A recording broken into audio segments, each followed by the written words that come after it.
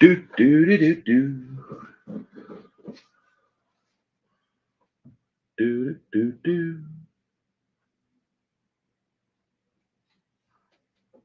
How are you?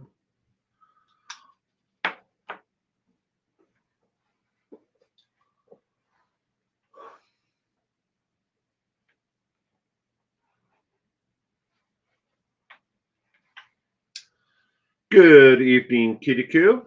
Welcome to tonight's trivia. Glad you could be here with us tonight.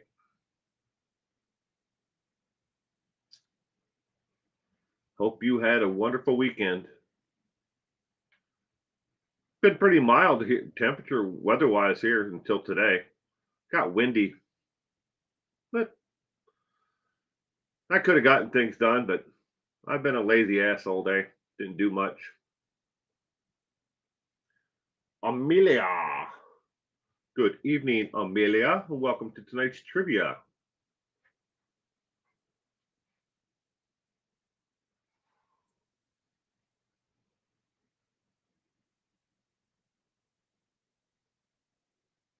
Hmm. Been really nice for you, are? Well, that's good. Did you get to go get outside and get some work done, or just been inside all day?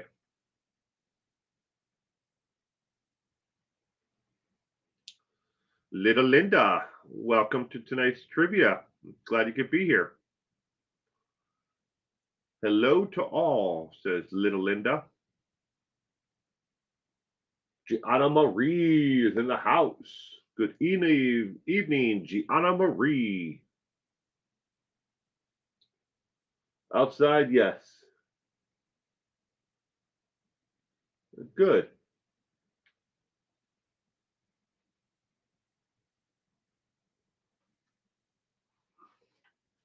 Yeah, I didn't do anything. I've got a lot of things I need to get done outside, but when the wind picked up earlier, I didn't. I was like, nah, I just don't feel like it. Took my son down to go get his hair cut. He decided when we got there that he didn't want his hair cut. He wanted them all cut off. So he's got no hair. He wanted to be bald, as he said. It's actually not entirely true. His hair's about a half inch long, but it's all gone now. But it all grow back though. It's what he wanted. That's what he gets. I was like, I'd be okay with him having a mohawk or something. I don't care as long as the kid's happy with it. My dog got a bath. LOL. It's big, so outside baths. I don't have any dogs left. We've got all the cats now. After the last dog, passed away, we said no more pets. So now we have 6 cats and a mouse. What else? Yeah, no, only the 6, but I probably feed probably 13 cats total.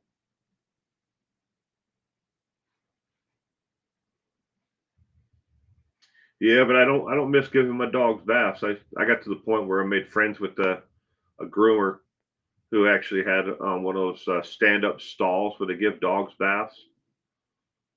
I didn't have anything like that at home and my dogs are pretty big. They're German shepherds. Well, except for Lucky. Lucky was a Rottweiler. Still a good sized dog.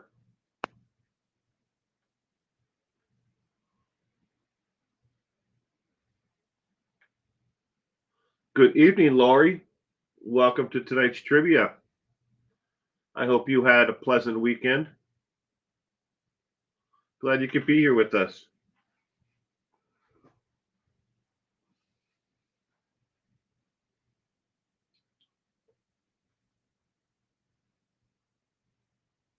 Gianna Marie has 3 cats.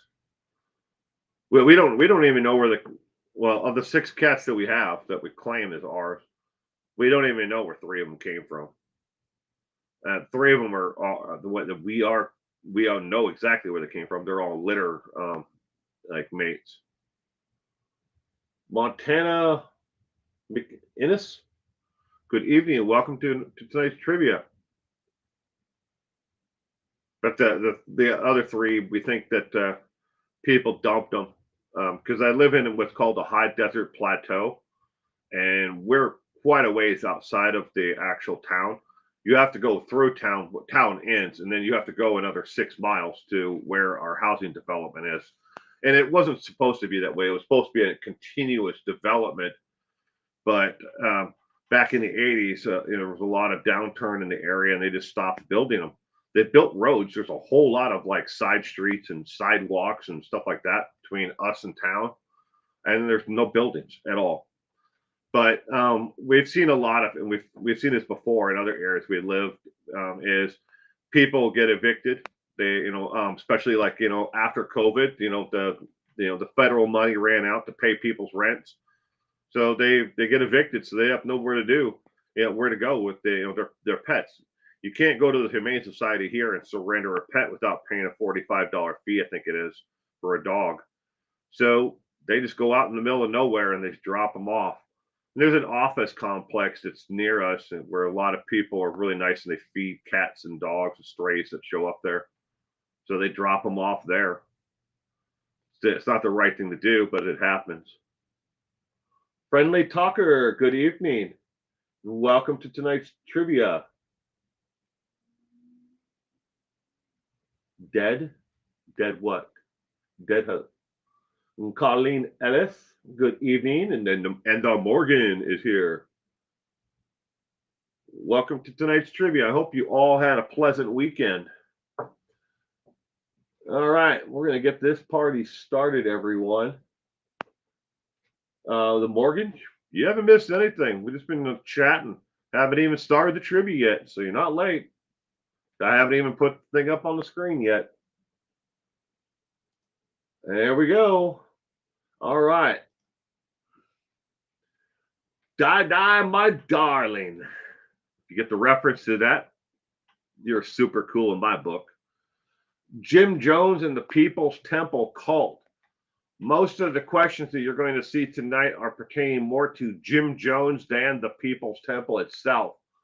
The first time, this is actually the second or third time I've covered Jim Jones and the People's Temple, where the last two times, Jim Jones, it was more the People's Temple and rituals and beliefs behind the People's Temple. This time I try to keep it more towards Jim Jones, and get more questions on the personal side of the man. So who was Jim Jones in the People's Temple? Was an American cult leader and mass murderer who convinced 918 members to take their own lives. Because if they didn't, they believed the U.S. government was going to punish them for their beliefs and incarcerate them. This was the base belief. There were additional base beliefs, like the government was going to take their children, they were going to, arrest members, but they basically feared that the government was going to punish them for their beliefs and incarcerate them. 900 plus members drank a poison flavor aid, not Kool-Aid, while others were shot and stabbed. Because they're at the end, as people were dying, there were people who refused to give the poison to themselves, to their spouse, or to their children, or to their grandparents, whoever was there in the actual day in Ganya. But 900 plus drank it. Now, the popular myth is that, you'll hear people say, don't drink the Kool-Aid. That is in reference to Jim Jones and the People's Temple in Ganya and the mass suicide. But it was not Kool-Aid. It was Flavor Aid. Actually, fruit punch Flavor Aid is what they mainly drank. There were some that did drink lime flavored Flavor Aid, but 90% or better drank a fruit punch concoction. Tonight's, like I said, trivia is focused on Jim Jones and not so much on the followers. The man obsessed with death and God and the afterlife. All right, question number 1. is what religion did Jim Jones preach to his followers that they believed it and told family members who were not part of the following that they were practicing? Was it A, Branch Davidians, B, the United Unification followers, C, the Protestant Christian Church, or D, the United People's Church? The Morgan, you used to drink Flavor Aid as a kid? I'm not entirely sure if I ever did, the Morgan. Good evening, Gayla, and welcome to tonight's trivia. When I was younger, we used to drink this powdered drink.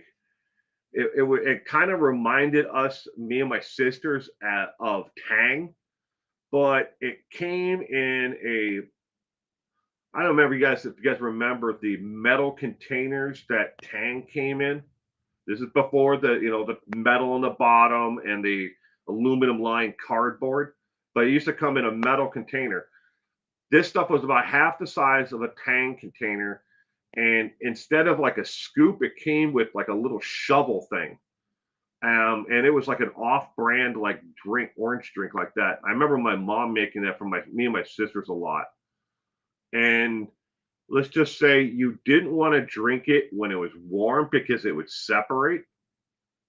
Like you get like a scum on the top. And it didn't matter how much you mixed it; it always separates. So if you made a pitcher full of it and you put it in the refrigerator, you'd see, like a glass pitcher, you'd see 3 different layers of it. You'd see like almost a clear liquid on the bottom, a lighter orange layer, and then a thicker layer at the top. It always separated out. But that was the 70s. So Cement Shoes is here with us, ladies and gentlemen. Good evening, Cement Shoes. I hope you had an awesome weekend.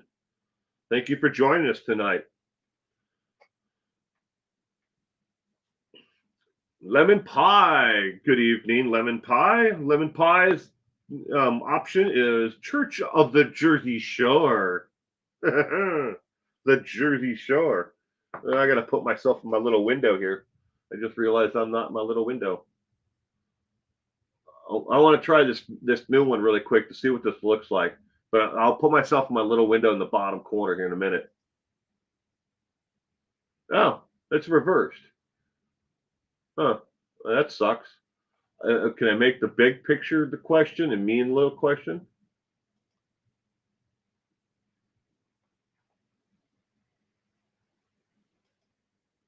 Nope.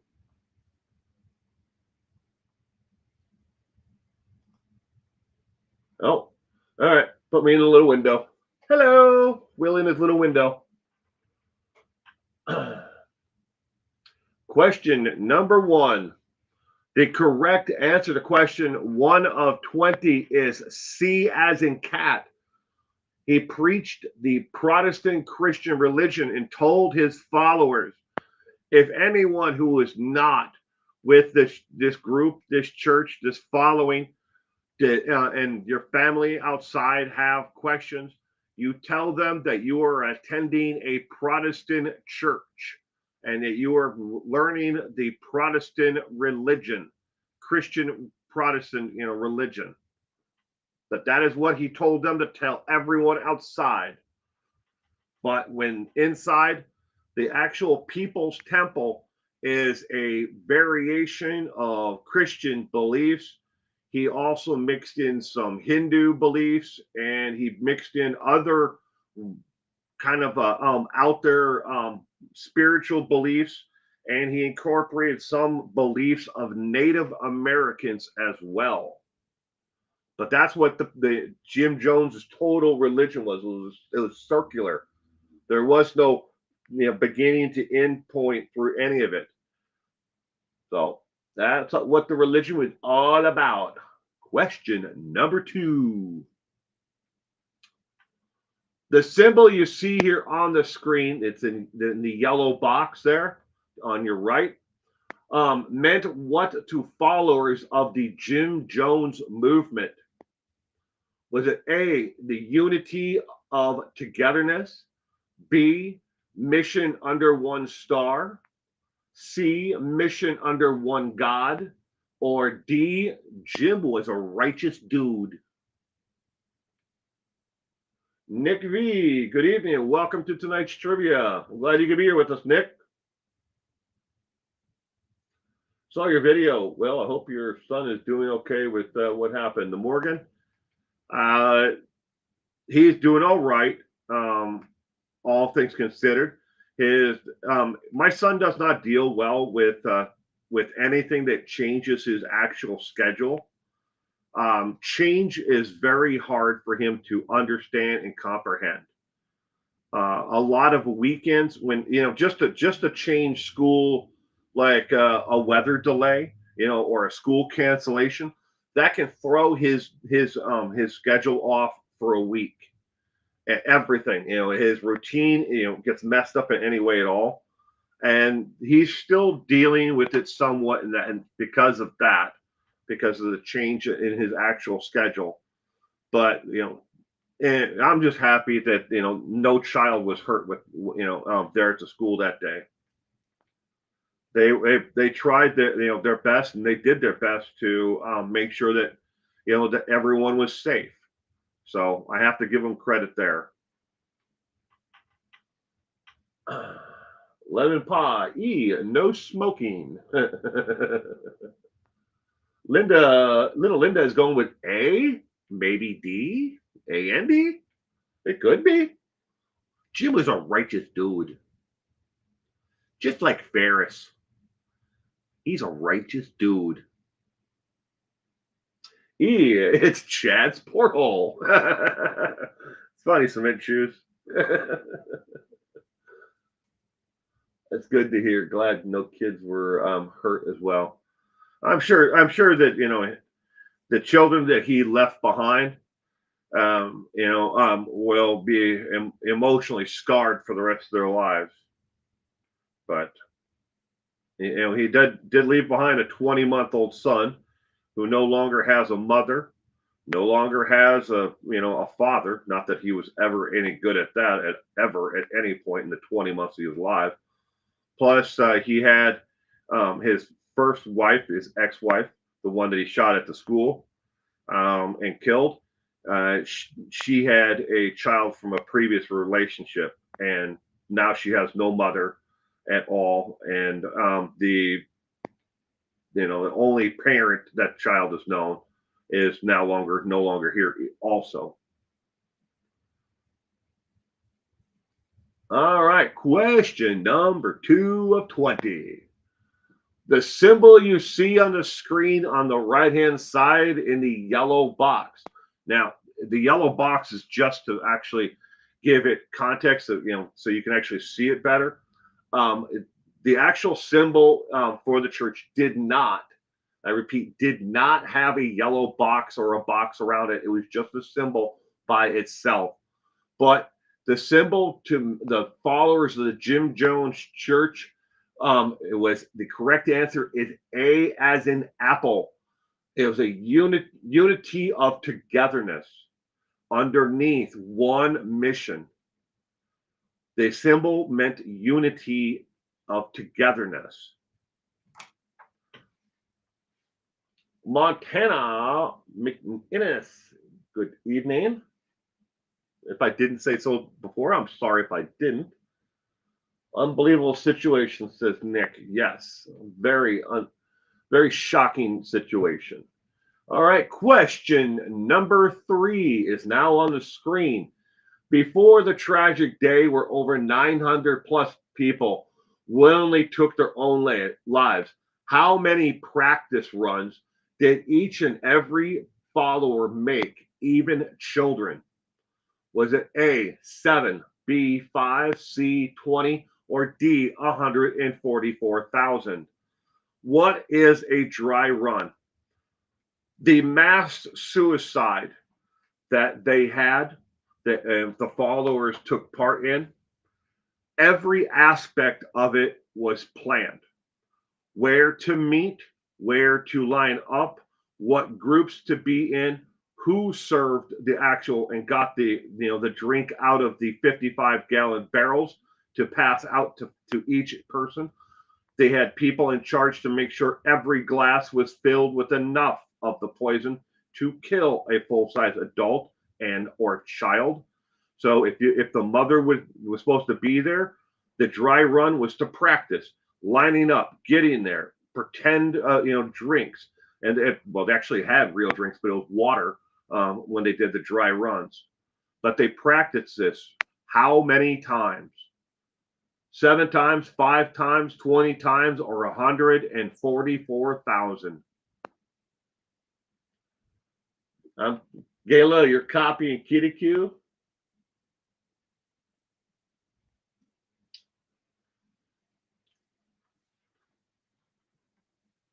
You never know.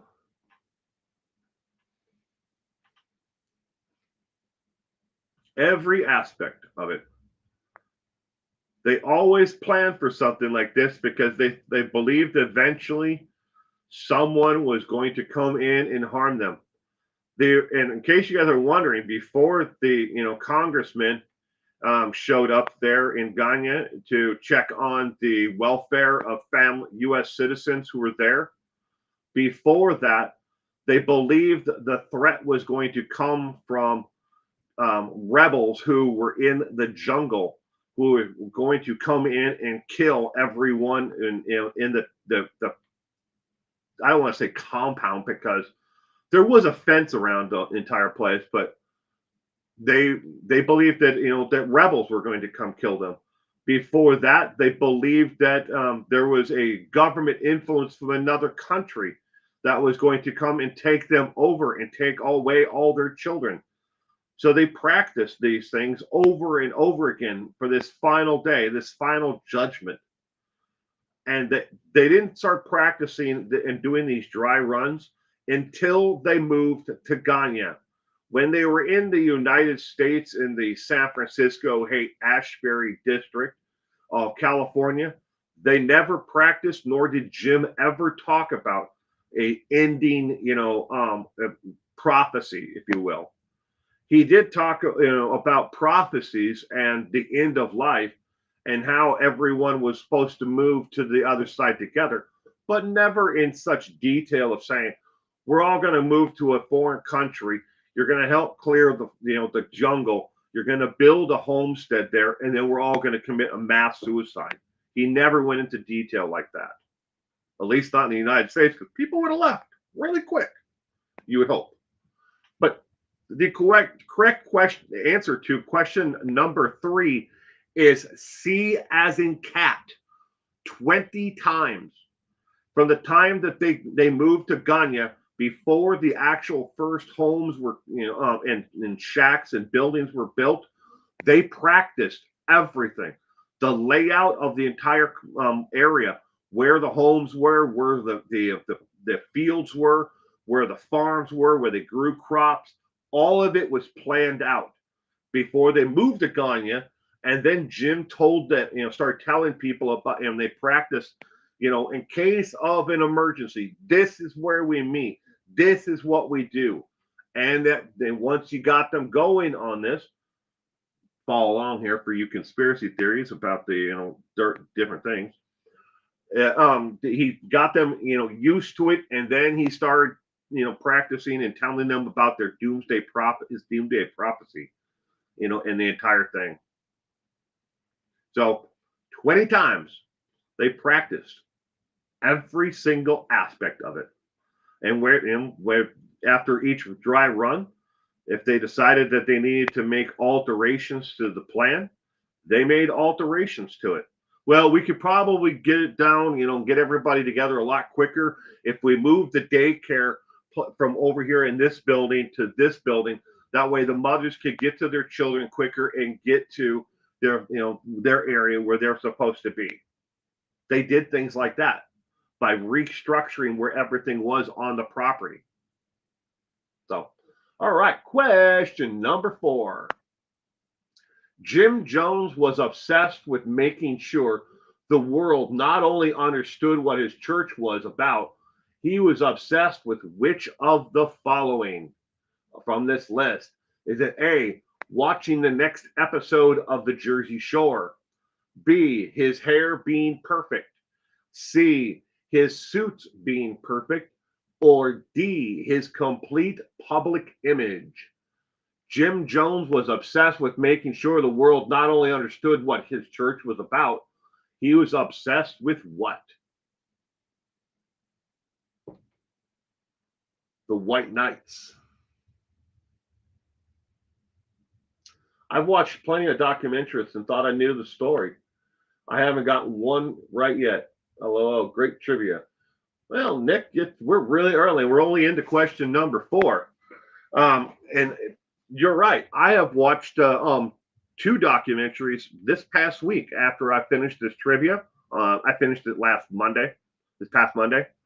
But both of the documentaries, the one I watched on the History Channel, and I think the other one was made by either one of those like news shows, whatever, about Jim Jones and the People's Temple. Both of them went into a lot more about the how they did their recruitment, how people got moved into the positions they were in, who that they looked for, what the importance of them were, and they talked to some of the survivors, and based and interviewed them. But it didn't get it too much into the Jim Jones, or if it did, it covered his earlier years, not the later years. Or if it did, in later years, it only talked about his political connections, with especially with with like Harvey Milk in San Francisco, the Carter family, and stuff like that in the later years. But they're definitely, it depends on which one you watch, they definitely missed a large portion of it. He's a split between Elvis and Daybell. Ooh, Gayla, you gotta wait until later. Reading Chad Daybell books, that's the Morgan. He was obsessed with reading Chad Daybell's next book.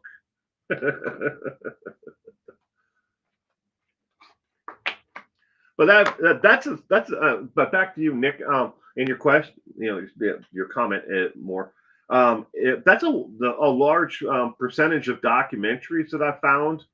At least more recently, I watched one on Harry S. Truman, the former president of the United States. And they talked more about his political ambitions, his military, and his political might. And not so much about the man himself. And I was really disappointed that they kind of left a large part of it out.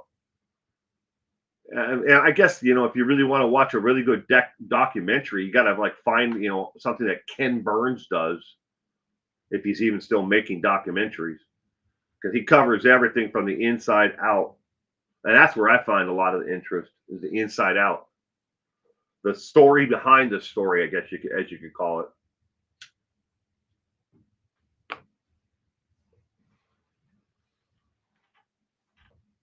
I just watched the one that dealt with the woman who were in power.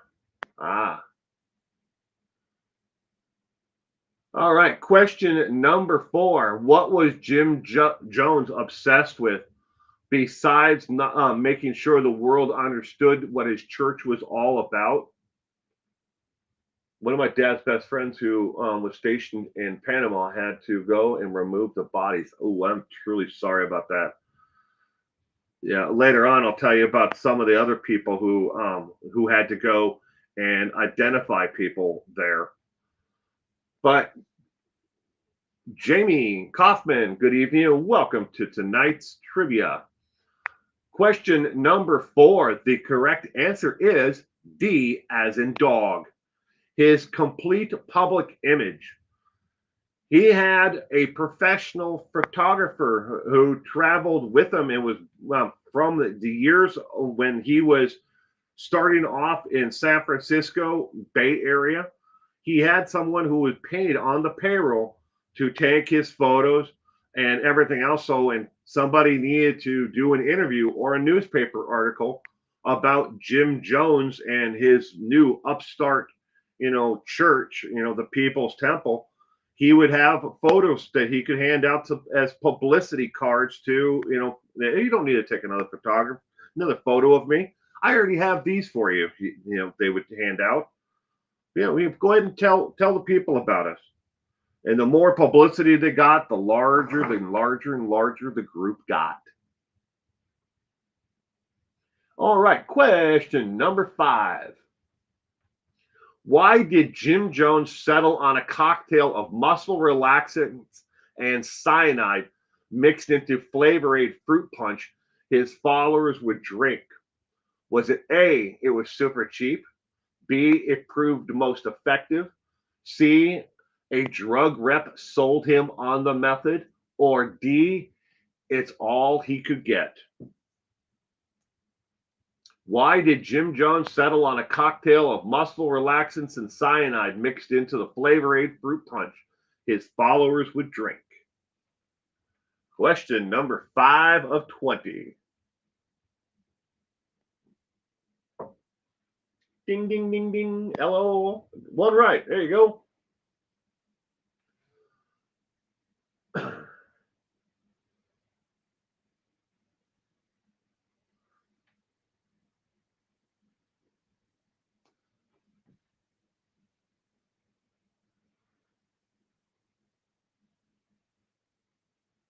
Question number 5. Why did Jim Jones settle on the cocktail of muscle relaxants and cyanide?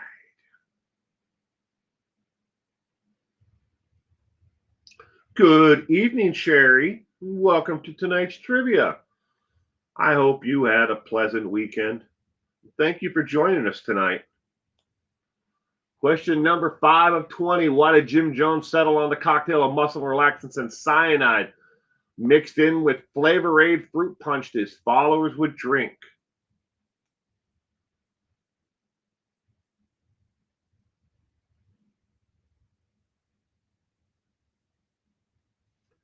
Question number 5.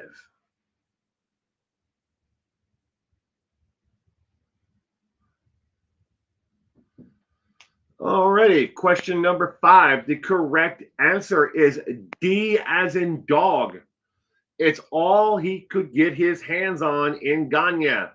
They tried their hand at trying to get several other things that they were going to mix in with cyanide. Into the Flavor Aid to kill everyone as a part of the mass suicide. But the only thing they could get their hands on was large quantities of cyanide, which is used to poison rat holes in the jungle to kill off rats that are eating the crops there. So cyanide is all they could get their hands on. But they did try to acquire, which was learned later on after the effect. But they learned that they tried to get their hands on at least 3 other things that they wanted to use. Cyanide was the last ditch effort on the list because it was used as a poison. All right, question number 6. Discerning opinion. Believe it or not, Jim Jones actually encouraged members to speak up with a dissenting view on a lot of subjects. Who was the dissenting voice against the mass suicide? Was it A, Rondell Carroll, B, Leo Ryan, C, Marcelina Jones, or D, Christina Miller? Dissenting opinion. Believe it or not, Jim Jones actually encouraged members to speak up with a dissenting view on a lot of subjects. Who was the dissenting voice against the mass suicide?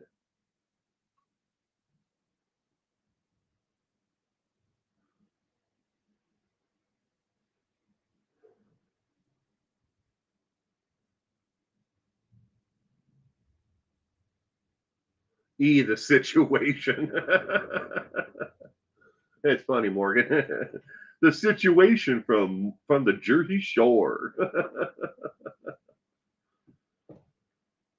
So all of us always say don't drink the Kool-Aid when we should be saying don't drink the Flavor. That's true, Jamie. It was not Kool-Aid. It was off-flavored, off-brand Flavor Aid. Flavor Aid. They bought it in large packets. So they could mix one giant packet into a 55-gallon drum. And each one of them, dump it in, dump in the bag of sugar, stir it, add the cyanide, and ladle it out. But in popular culture, people still keep on saying, don't drink the Kool-Aid.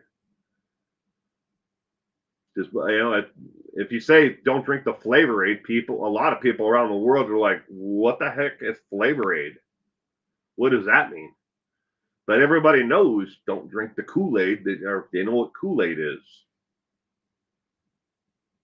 Montana, Jamie, Purple, and Gala, and Kitty Q are all going with C.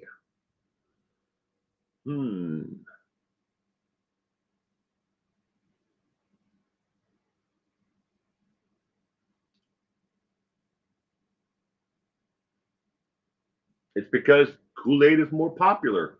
It's more popular worldwide. Worldwide. I don't. Who owns Kool-Aid? The corporation. Anybody got a Kool-Aid packet in their house? They could look at the back of it.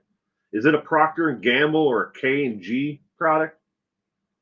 For some reason, I think it is, but Kool-Aid is owned by some big conglomerate now. I don't know if it was back then, but it definitely is now. I haven't had any Kool-Aid in my house in a long time. My son doesn't drink like sugary drinks or soda.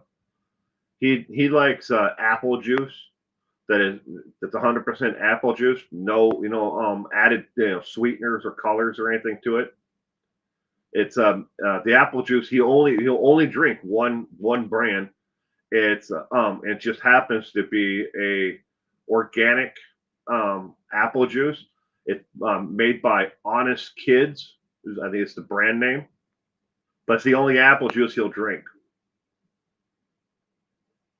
Kraft Heinz owns it. Thank you very much, Jamie. Thank you. I appreciate that, putting it up there.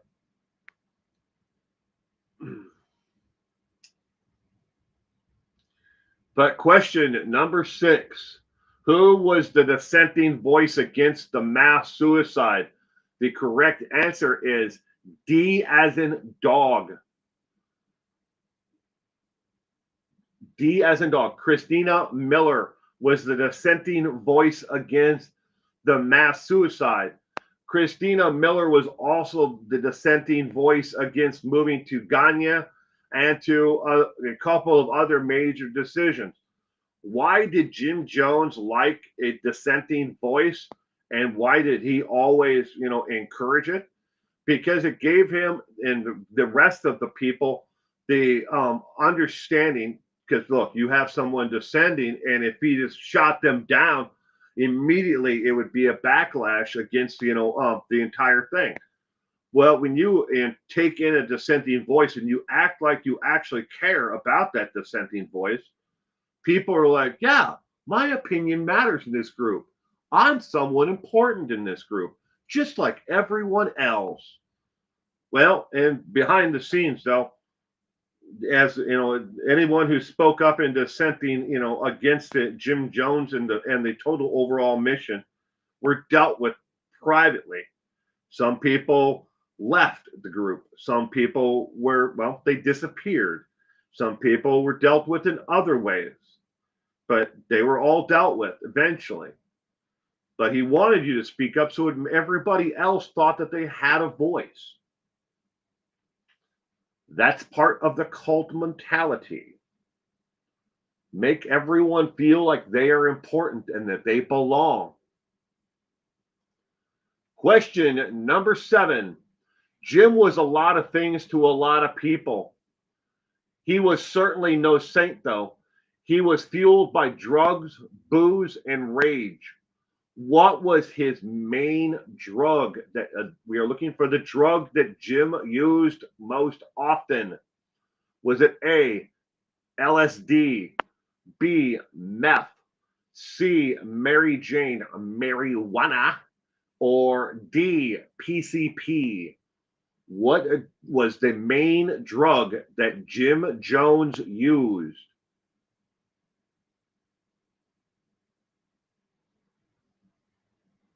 Yes, gives the illusion very much. Nick gives you the illusion that you are important and that you have a voice. 1 second, I'm going to grab my book on cults.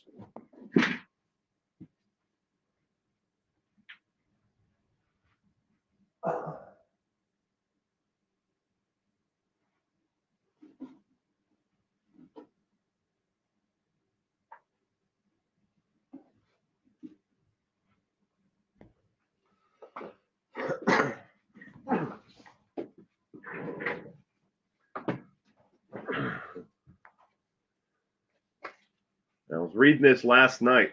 This is in the World's Cults by Martin Ebon.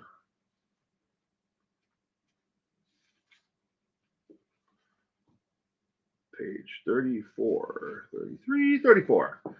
All right. In the actual cult itself, they in Jim Jones's People's Temple, they wanted you to not only have a voice to make you feel important, but they wanted you to have a role within the actual community where your job was important, and you doing your best at your job made sure that the other jobs below you could do their job. If you screw your job up, it made it harder for other people, and you don't want to do that. You don't want other people to suffer, do you? You don't want to make their job harder. But additionally, on top of that, was a they would do a forced practice, a teaching. Teach this person as if you were going to be gone tomorrow. Teach this person how to do your role within the community. Every adult and every child had a role within the actual People's Temple. So there was no lonely, just a janitor at the bottom. There was no just lonely leader at the top. Everyone was an equal within the community. And they stressed that everyone had a job and had someone else who maybe they were, they would shadow that individual, and they were learning their job, and they hadn't quite gotten that job down pat. And once they did, they would move them off to another section within the community. That person, so the person who learned the job, okay, you've got this job down, pretty good as a cook. Now you need to move over here to this group. So the entire 900 people were divided up into sections. And each one had a different name, a different house, a different letter, if you will, for each group. And each one had someone who was the lead mother, the lead father, the lead health person, the lead security, the lead worshiper, the spiritual guidance that they went through within their own group. And then Jim Jones was above everyone else, but he wanted to stress how important it is. Tell me you couldn't fall into a group like that, and get sucked in, especially in the 1960s. Think about the world at itself. Everything looked like it was going to hell in a handbasket. And all of a sudden, this guy comes along and he tells you he cares about you. He needs you. You're important. And this community needs you. Everyone is relying upon you. And you have value. You need a wife. I've got a wife for you. You need friends.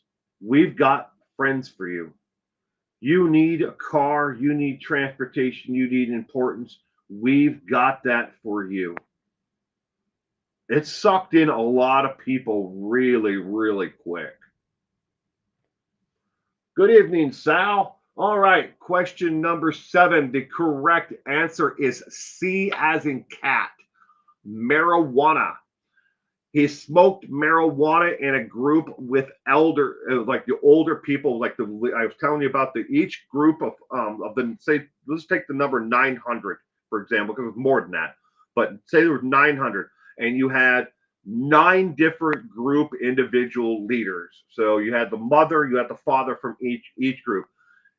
Once a week, he would gather with people from each section of the entire compound, and they would all sit around and talk about what was going on, the worries, the needs of their group. Not enough food, not enough supplies. We need more shelter, whatever it might be. Hey, these kids don't have shoes yet. We need to work on these walking paths, whatever it might have been. And then they would sit around and smoke the weed, the Mary Jane, the righteous herb, whatever you want to call it. But that's what they would do. That was once a week. And then it wasn't always the same people. It wasn't all the groups at the same time, because while one set of leaders were in talking with Jim and getting high, the other groups had to kind of look over the others at the same time. So you couldn't have all the leaders all in one cabin at the same time getting stoned. But marijuana. But besides that, he drank alcohol pretty excessively in a lot. A lot of people looking back on it, on his lifestyle and everything else, believe that Jim may have very well had a substance abuse issue with alcohol. From the time before he ever left California, before they got that Gagne. So, but that's speculation because we really don't know. There wasn't a lot of people who survived it who could actually really talk about it. All right, question number 8. Oh, before that, how it all worked. Members of the People's Temple would go to out in the streets of the U.S., find people to talk to them, never bringing up religion at first. You like to party? Well, you have to come party with us. You like rock and roll? We have a band. Jim Jones, and on and on and on and on. It didn't matter what you needed. They had the way to fulfill that need that you needed. Jim Jones always came third or fourth, and religion came after that, because they never introduced Jim right away. He was a very charismatic individual, but when they were out working the streets to find more followers, that Jim was kind of like, okay, if you work out and everything falls in line, then you will eventually meet Jim Jones. But those recruited into the temple at first were people they needed, skills that were needed. Jim would come off super nice and then go into rage because the person before him was a sinner. Then he would flip and was nice again. Fear, love, fear. Fear, love, fear is a very common tactic, especially when you look at doomsday cults as a whole.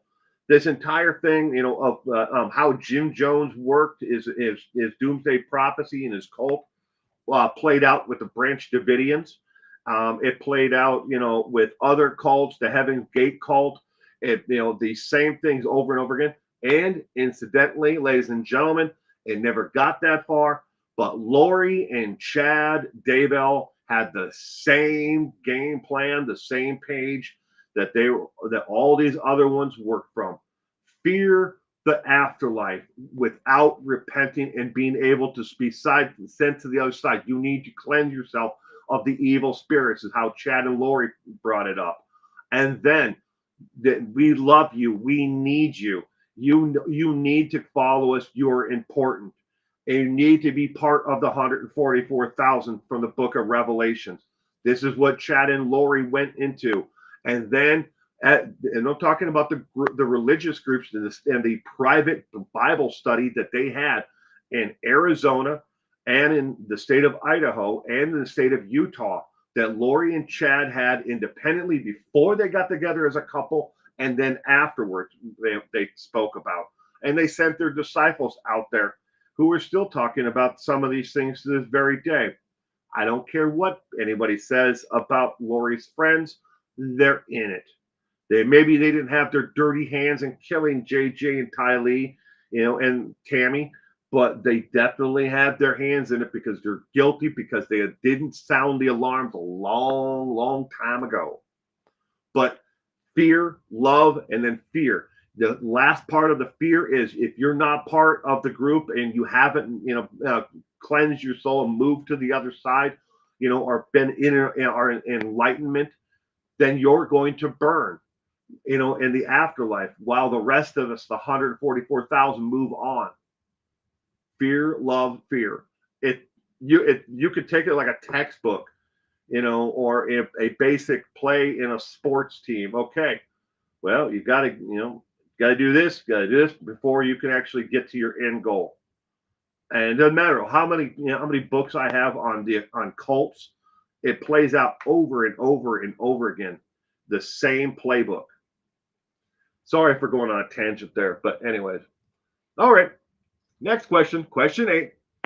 Besides fearing the government would tear apart his people's temple and what he built, what was the one thing Jim feared the most? Was it A, getting an STD as a sexually transmitted disease? B, not being remembered by history? C, death? Or D, his ex-wife and her hammer? Besides fearing the government would tear apart his people's temple and what he built, what was the one thing that Jim Jones feared the most? I used to party years ago. No more for me. I'm boring now. There's nothing wrong with being boring, Sal. And just because you don't drink doesn't mean you're boring either. I have some of my best friends have never drank liquor in their entire lives, and they're still some of the greatest people and most fun people to be around. To each their own is what I say. To each their own.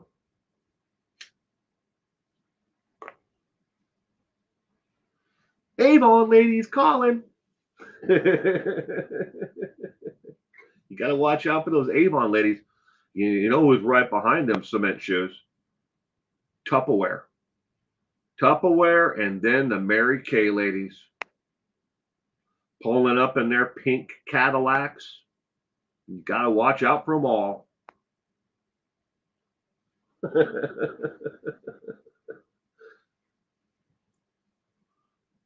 The Girl Scouts are rookies.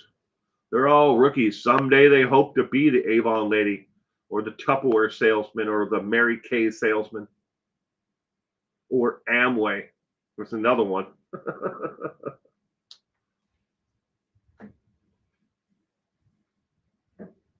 Lemon pie is going with D, his ex-wife and her hammer.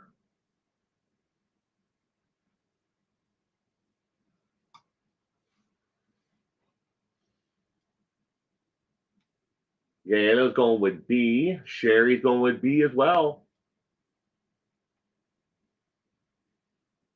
Morgan A. Oh, then we have Gianna, Colleen, Purple. Good evening, Purple. I'm sorry I missed you earlier. Welcome to tonight's trivia, Purple. I hope you had an awesome weekend. And Sal are all going with B's. And I double clicked on that. Didn't want to. Missing an episode of RuPaul's Drag Race.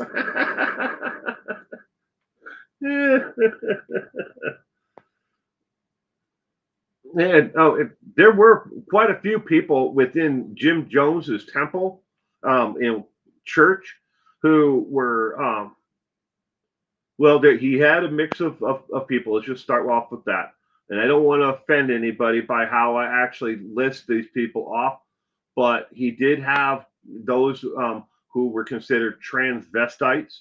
He had people who were members who were homosexual, and he had obviously straight couples, because you need to have the straight people so they can reproduce and build you a larger community. So, but he had a mix of people of all different sexual orientations, is what I'm basically trying to say. Okay. And I'm not trying to be offensive by using any of that. That's just how it is listed here in the history books.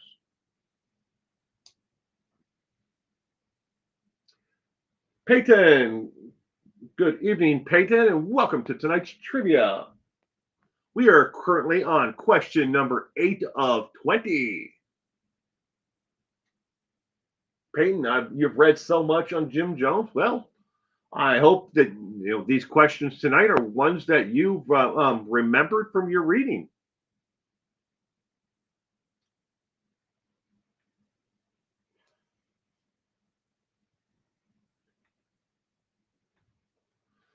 He was an equal opportunity recruiter. Yes, he was. And everyone who joined, the People's Temple, if you had money, you gave it to Jim. You gave it all to him.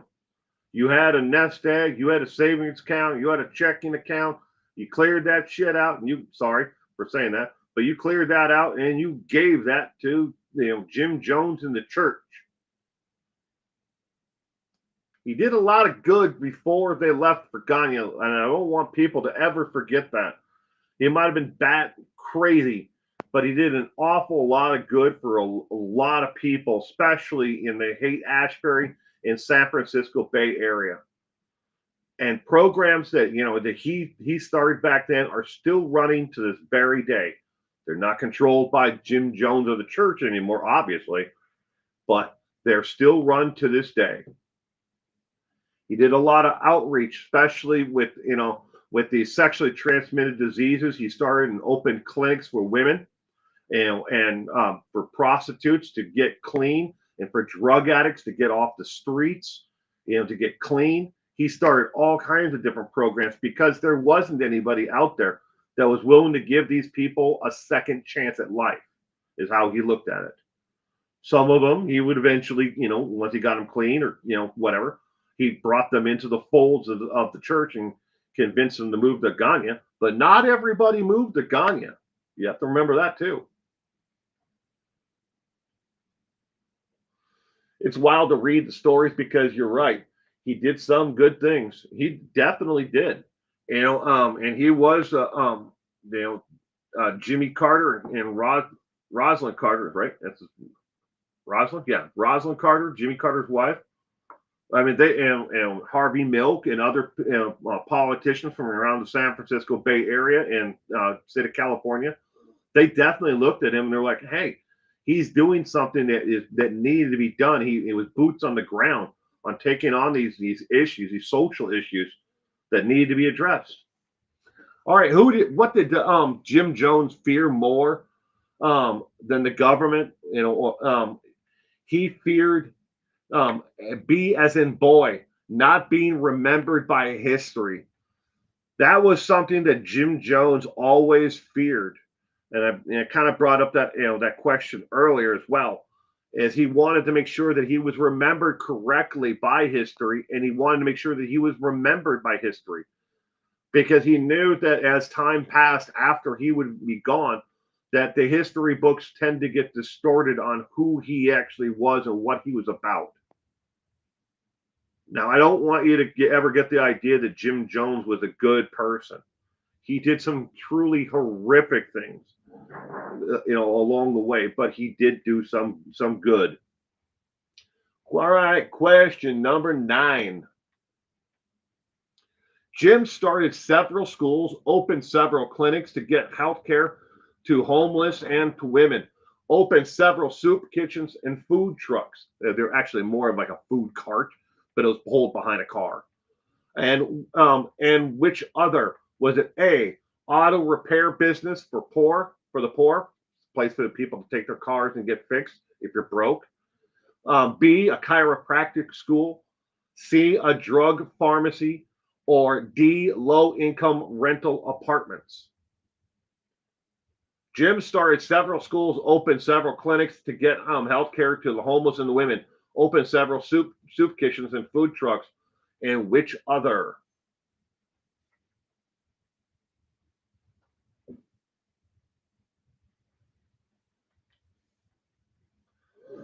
Excuse me.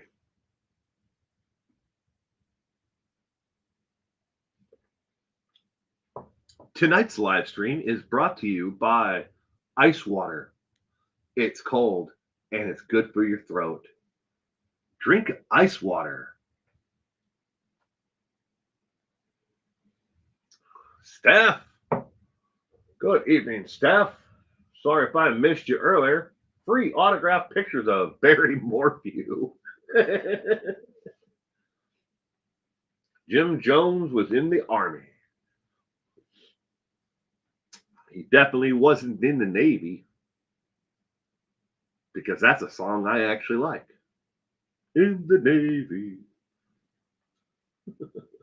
Ballet Studios. Yeah. I don't remember that part. Cement shoes. Ballet Studios. The ballet to the Nutcracker.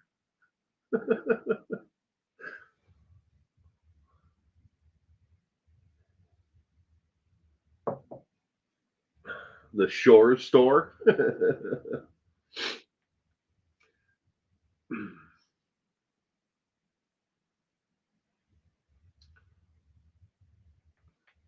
Question number 9 of 20.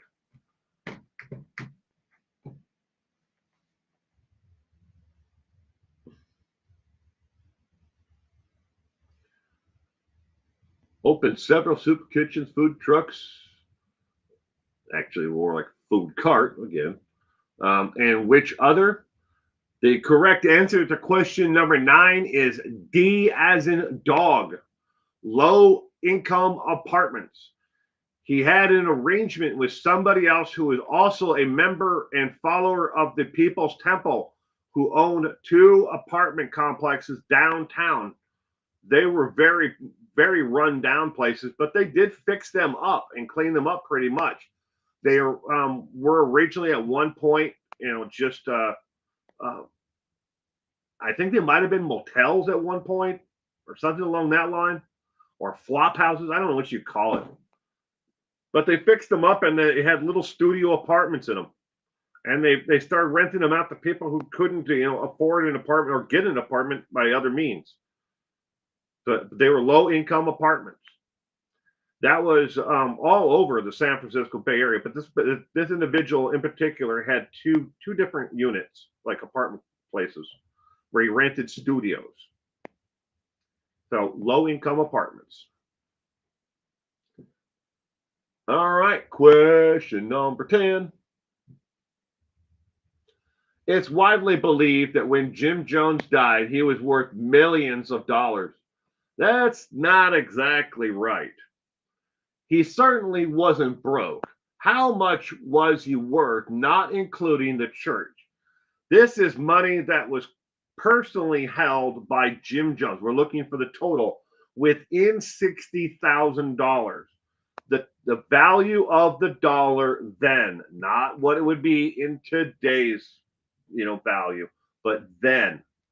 Was it around $590,000? B, around $724,000? Or C, around $890,000? Or D, around $144,000?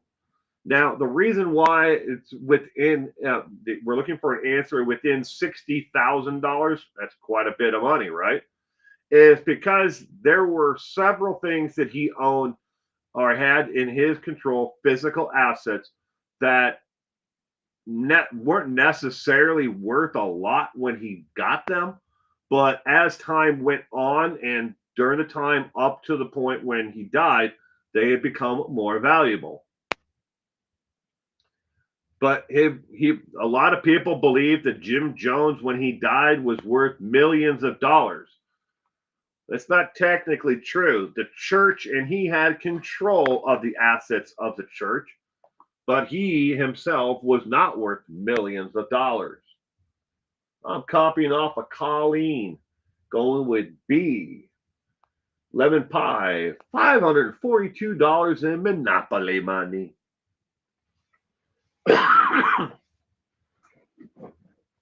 Why $542? That's a pretty, specific amount there, Lemon Pie. Are you playing Monopoly right now? Sherry's going with C as purple and cement shoes. Kitty Q is going with B. for question number 10 of 20.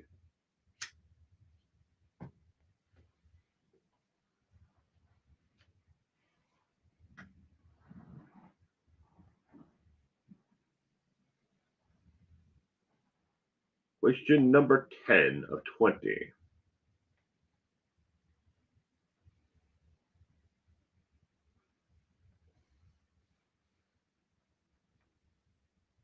It had to be some amount. That is true, Lemon Pie. It definitely had to be some amount.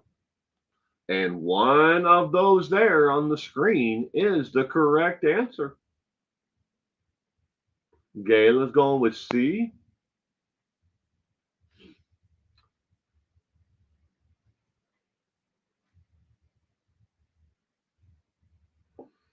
Sal's going with A. How much was Jim Jones himself personally worth at the time that he died? 50% off Circuit City coupon. I miss Circuit City. They used to have that conveyor belt that that brought your item out and you picked it up off the conveyor belt. That was cool. I miss Circuit City. I don't miss Kmart, and I don't miss Sears. And some of the other stores like KB toy stores and Toys R Us and stuff like that closed. They were all overpriced even then, at least from my checkbook. All right, question number 10. The correct answer is B as in boy. $724,000. Give or take, because again, some of the assets that he had purchased when they were not worth a whole hell of a lot, had valued quite a bit by the time he had died. And they roughly figured that that those other assets were worth at least $60,000 by the time he died. So give or take 784, 720, somewhere in there. But that was what his value was at the time he died. He had Hills in Kentucky. I missed Hills. Best snack bars and toy department. We had Hills in Kentucky. Hills, that must have been the name of the company, Hills. Best snack bar and toy department. All right, ladies and gentlemen, if you're new here, this is the time when we always take a 6-minute break. You can hang out and chat, do whatever you want to do. You do you. Go get something to drink, use the facilities, phone a friend, call that loved one really quickly and just tell them that you're not thinking about them. I mean, you're thinking about them. Whatever you need to do for the next 6 minutes. Well, he couldn't take it with him. No, that's true. Worked at Kmart and Sears, did you, Morgan? Kitty Q, you missed Kmart. My wife, I didn't know her then, but she once worked at Kmart. She worked in the like cafeteria inside of Kmart. Woolworth had an awesome lunch counter. Well, I got a story about Woolworth lunch counter. If you don't mind me telling you this, Morgan. So when I was just a little kid. I was probably 6, 7 years old. I mean, I was just a little guy, and me and my dad went to a Woolworths and we ate lunch. Now we've been there before, but I never noticed it until this one day. We just happened to be sitting at the thing. I think it was probably because I was starting to learn to read a lot more. But there was a sign that was on the wall that used to say whites only. That section was for whites only, and they had painted over it. They left the sign on the wall. And I remember pointing at it and asking my daddy, what the hell that meant. And my dad explained to me, in simple terms, that a little kid like me could understand, what it meant. But that was at a Woolworth lunch counter. I miss Woolworth. They used to have a Woolworth here that was attached to the depart. So the lunch counter was separate from the Woolworth's department store, which was you had to walk out and then walk into the doors of the other one.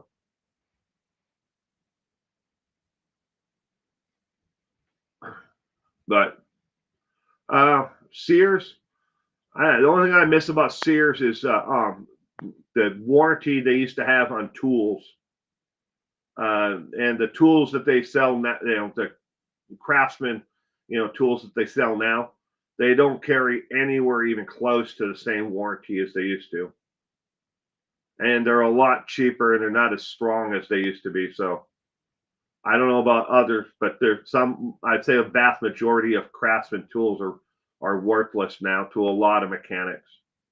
But if you can get the old stuff, the original stuff, that stuff will probably outlive you and your grandchildren in continual use. It's built strong. It's made out of real steel. I think Cracker Barrel is going down slowly here. Oh, I haven't been to a Cracker Barrel in probably 10 years. Last time I went to a Cracker Barrel, I think it was I want to say it was either Billings or Butte, Montana, or someplace in Montana, I think it was, or maybe it was North Dakota, but it was at least 10 years ago. It's not exactly someplace that, I like to walk into a gift shop before I actually get to eat. It's not my style. Love the big Christmas catalogs for when you're younger, like the Sears and Montgomery Wards. We used to love the Montgomery Wards, the Wards catalogs, Monkey Wards. Anybody remember that? Monkey Wards? But Montgomery Ward's catalog, we used to call it our wish book. We'd all sit down. Me and my sisters would go through it page by page, and circle the things that we wanted, and then we'd write them down on a piece of paper that we wanted.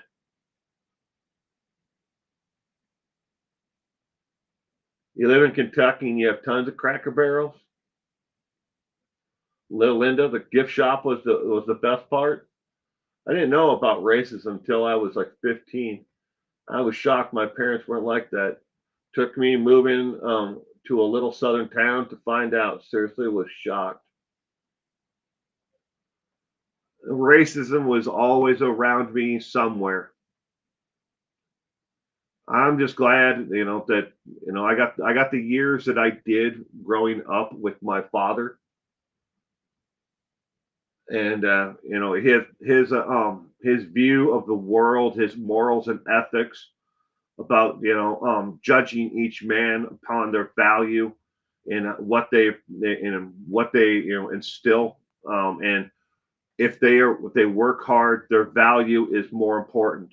As long as they are doing their best to better themselves, and to never judge someone by the color of their skin.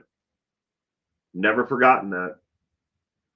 All right, we got 1 minute left of the break, and then we're back.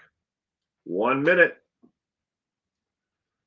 We had a grandpa pigeon that was like a Kmart when I was a kid. Anybody ever shop at White Elephant? They used to have White Elephant stores all over the Twin Cities, Minneapolis, St. Paul area. When I was growing up, I mean, we lived just across the border, and at that time, but they used to have White Elephants everywhere. That was like a bargain shopping, place for us. I mean, they predated what now would be like Big Lots, with overstock, items. White Elephant. I live the most culturally diverse city in the world. Yeah, I believe it, Gayla. I really do. All right, ladies and gentlemen, we are back. Question 11 is now on your screen. People's Temple and Jim Jones At his request, every church service had music. What kind of music was played at every single church service? Was it A, gospel, B, 60s charting rock, like rock and roll, or C, heavy metal, or D, soft rock and R&B twist? People's Temple and Jim Jones, at his request, every church service had music. What kind of music was played?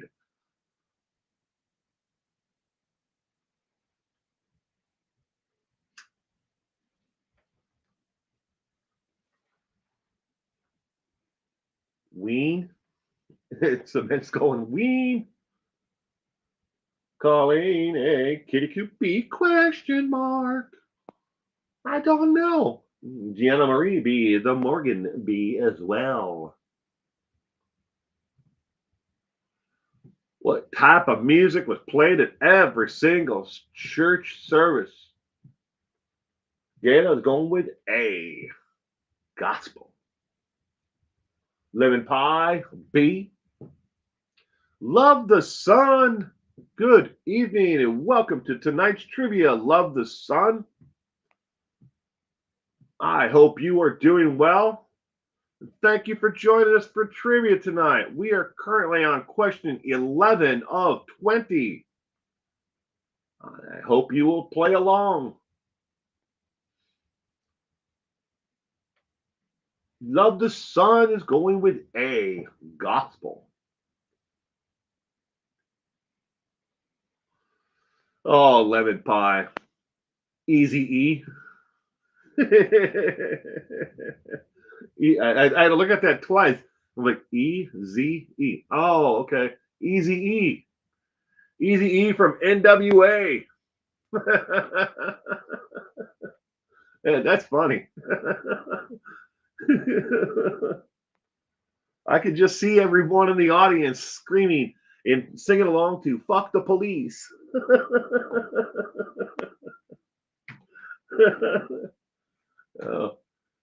Just my twisted sense of humor. I'm sorry. Why people are answering questions when they're on break? Some people are on top chat, Sherry, or they're not on live chat, so they're behind. Little Linda, we're done with break. You're hilarious. You're hilarious, lemon pie. Hilarious.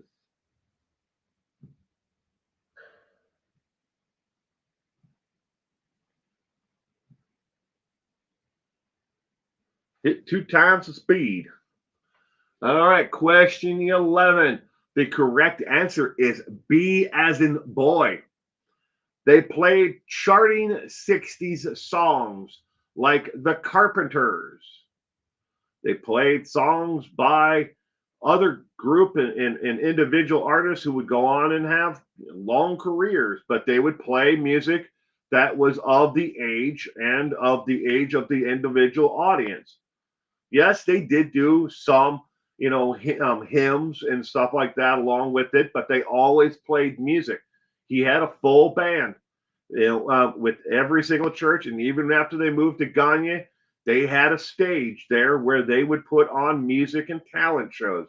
Even then, so when they moved to Gagne, it wasn't all just work and drink poison.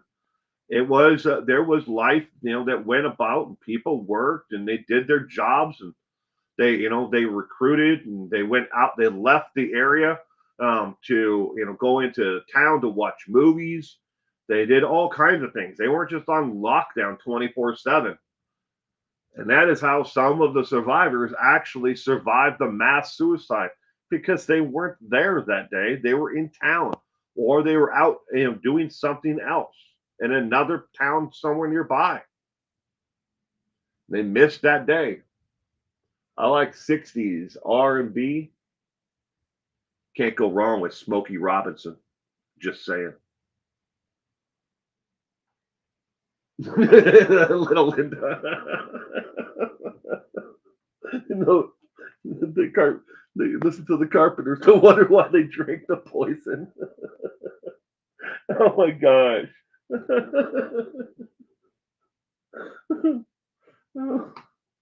Oh, is it too soon? Question number 12. Which U.S. congressman was murdered at Jim Jones? Start over. Which U.S. congressman was murdered at Jonestown at the request of Jim Jones? Was it A. Ryan Jackson, B. Robert Leo, C. Leo Ryan, or D. Ryan O'Neill? Love the wit of this channel. Well, thank you, love the sun. they, they listened to the Carpenters, so they had to drink the poison.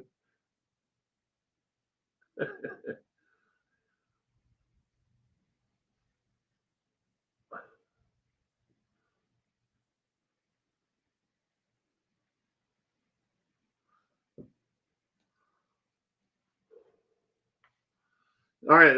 Interesting side note: the congressman that died at Jonestown at the request of Jim Jones.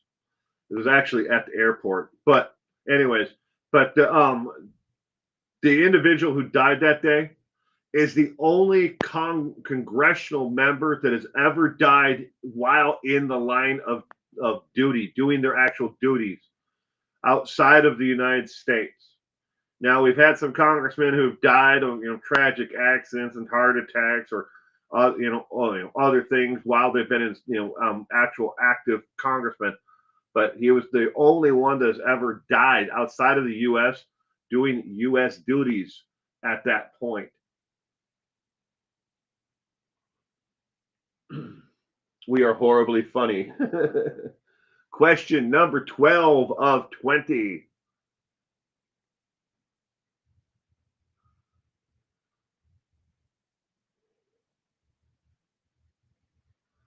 All right. The answer to question number 12 is C as in cat, Leo Ryan.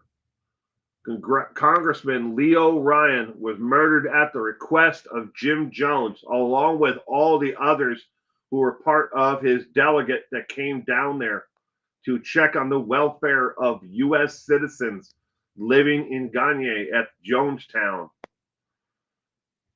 They were all murdered that day as they were getting ready to leave. Leo Ryan. All right, question number 13. How many children did Jim Jones have that survived the mass suicide, or as Jim called it, the revolutionary suicide? And that is an actual quote. Why it's in quotes there. He called the entire event a revolutionary suicide. How many children survived? Was it A, 6, B, 5, C, 7, or D, 8? How many children survived? Question number 13 of 20.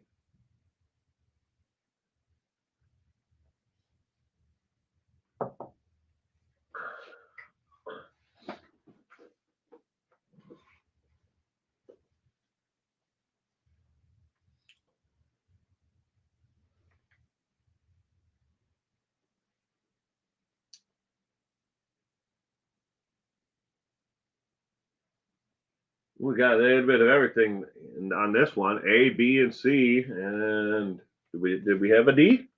Anybody guessing over 7? Nope, not yet. Oh, hey, Will, in chat. Mel Mel, I didn't get a notification as usual. I'm sorry, Mel Mel. I hope you're doing well, sweetheart. Kitty Coo, D? Question mark.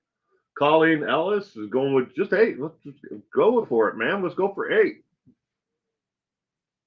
I hope you're doing well, Mel Mel. I know about all the other issues you're having, but I hope your spirits are up as good as they can be, sweetheart. YouTube hates you. It's the luck of the draw, sweetheart. Sometimes I don't get notification of my own streams. I on the Taco Podcast, my other channel, I subscribe to 411 Now, this channel, and sometimes I don't even get alerts, to the Taco Podcast that I'm live or I'm doing a live stream. I can go on to pull up the Taco Podcast, YouTube page and click on YouTube, and for the notifications that are there, it doesn't even show me being live. It doesn't have that little red symbol next to it, and the next up video selections doesn't show me live or even having anything new content wise after the live is over with. I don't understand the system. I don't. I really don't. I wish I had an answer for it. I know what YouTube tells me to tell everybody else, and that's if you turn off notifications on one device, it turns off notifications for everything. That's their theory on it. I don't think it's right, but that's what they say. All right, question number 13. How many children of Jim Jones survived the mass suicide? The correct answer is B as in boy. So he had two of his sons were in Georgetown at the time playing basketball. Another son was in town getting supplies. He had another daughter in Los Angeles and another daughter who, well, I think she lived in the Pennsylvania area at the time, but I'm not entirely sure. But 5 children total survived the mass suicide. I'll give you, go more into who the children are, the mothers of these children, but we have more questions to go, and you're going to get into that. But 5, B as in boy, is the correct answer. Question number 14. Jim was an odd cookie when it came to food. Every meal he ate after fleeing to Gagne, he ate this one item along with other food. So for breakfast, lunch, and dinner, he ate this one item. What was it? Was it A, a banana with peanut butter and sugar? B, strawberries and whole milk and salt? C, one raw carrot with pepper and vinegar? Or D, a large apple with tomato sauce? Jim Jones was an odd cookie when it came to food. Every meal he ate after fleeing to Gagne, he ate this one item along with other food. What one is it?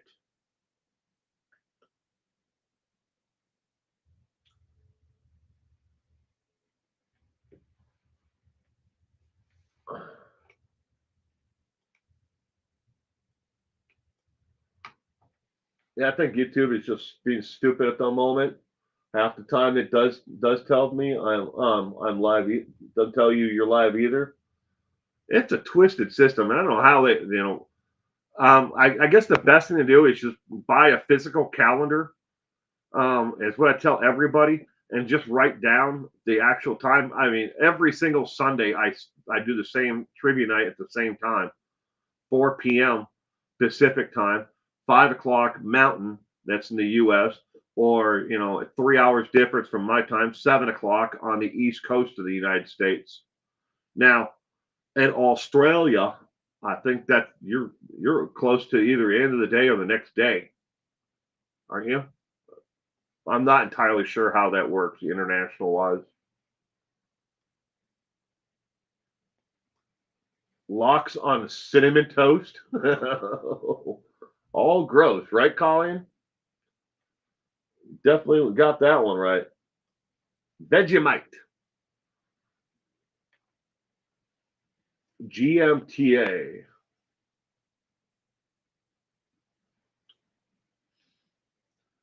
But he ate this one item with every meal. Didn't matter if it was breakfast, lunch, or dinner.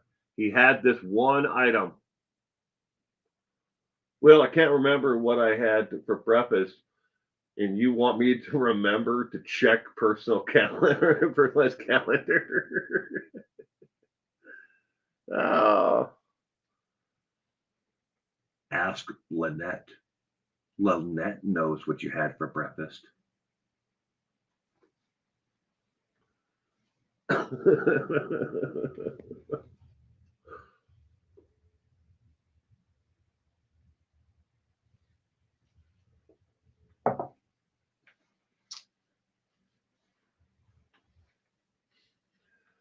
Question number 14 of 20.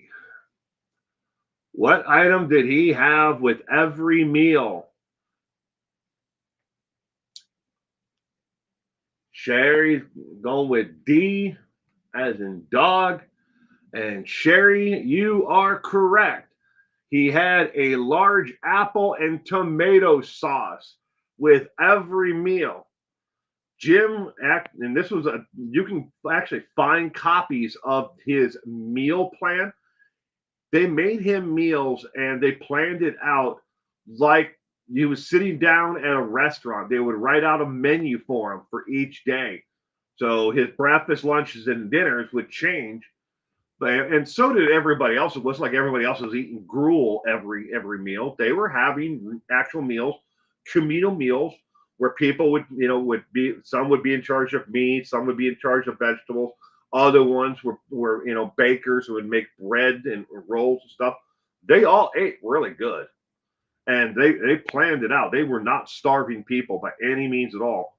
But he always had an apple with tomato sauce, not tomato juice, every meal. And it wasn't like like a giant glass of tomato sauce and a giant apple. He'd eat an apple a day, I guess, keeps the doctor away, right? But he liked tomato sauce for some reason. I often set my phone alarm. Ooh, I guess that would work. Trying to remember, when a stream is happening. That alone should have had him put away. All right, question number 15. Jim Jones may have fathered a lot more children, but no one will ever know. A husband and wife who did defect before the MS, which is mass suicide, left their 3-year-old son behind. They left their 3-year-old son behind. Why? Was it A, he was disabled? B, they couldn't carry him? C, he was Jim Jones's biological son? Or D, they couldn't find him in time? Jim Jones may have fathered a lot more children, but no one will ever know. A husband and wife who did defect before the mass suicide left behind their 3-year-old son. Why? Question number 15 of 20.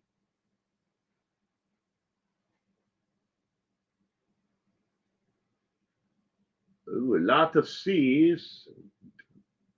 Mel is going with D, so is Sal, and purple is C as well. Bonus credit if you know the last name before I tell you the last name of either the husband or the wife who defected. Anybody know? Extra credit if you know the last name of the couple that defected and left their 3-year-old son behind. Love the son, so sad.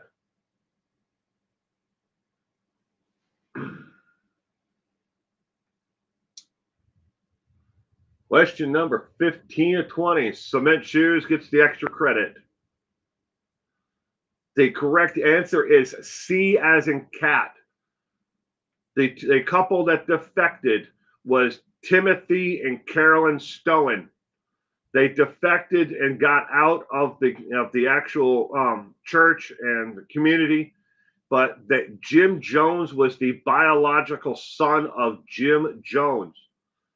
Timothy and Carolyn were married at the time, and Timothy originally was ecstatic that Jim Jones had impregnated his wife and that he was about to be the stepfather or step whatever, I don't know how you work, you figure that one out. You're dad, but you're not dad. You're stepdad, I guess, but you're not actually going to be stepdad. You're just going to be stepfather figure to the Jim Jones offspring. But they became extremely disillusioned with the idea of what was going on in the actual, People's Temple there in Gagne. Because of the legal fight and everything else, that is what saved little John, the 3-year-old boy, from dying in the actual mass suicide. But Timothy Stowen and Carolyn Stowen. Way to go, Cement Shoes. On that, Cement Shoes gets extra credit on that one. All right, question number 16. Jim Jones had hired guns. He personally taught each how to shoot defectors, taught them how to torture others. How many hired gun guards did he have? Was it A, 24, B, 31, C, 12, or D, 6? Question number 16. And by torture, when someone tried to defect and leave the area, they were told to bring them back to Jim. They beat them, they twisted them, they punched them, they hurt them, they did all kinds of things to them, but brought them back and made them repent in front of Jim. And then they had to sit one-on-one in front of Jim. And then Jim would pray over them and, persuade them, if they could, that they didn't need to defect, that their home was there, their family was there, everything that they had was there. Why would you want to leave? You need to be here. You're important. Yeah.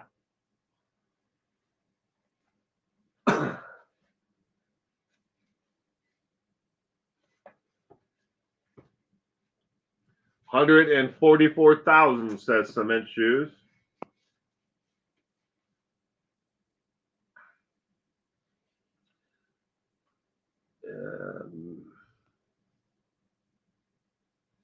Page 7. Page 7. 5, 6, 7. Mass Death in Gagne by Gordon Prentice.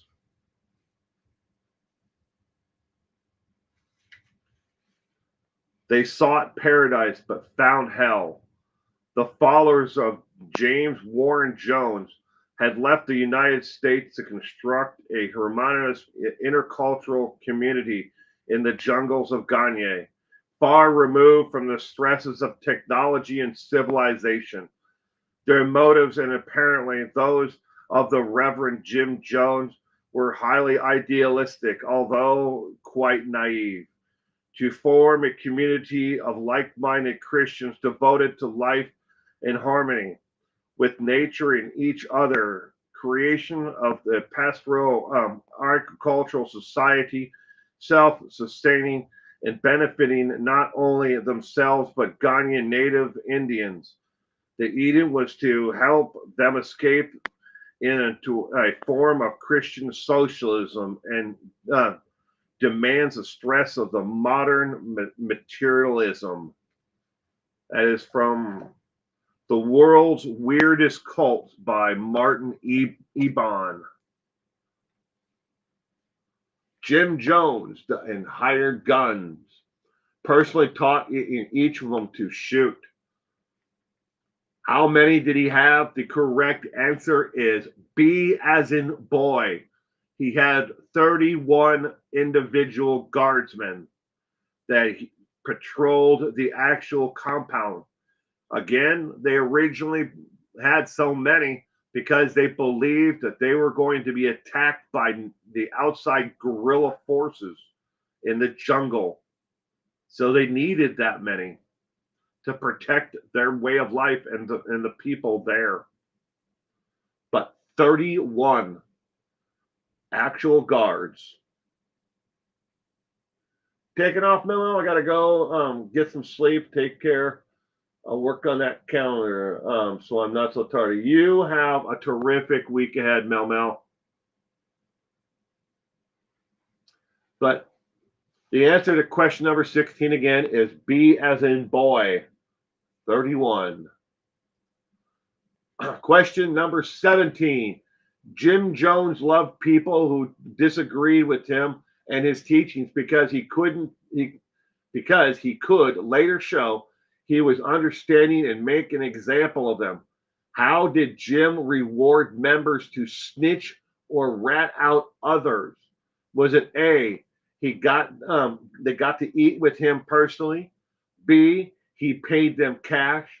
C, he gave them guns? Or D, they got to watch the Jersey Shore?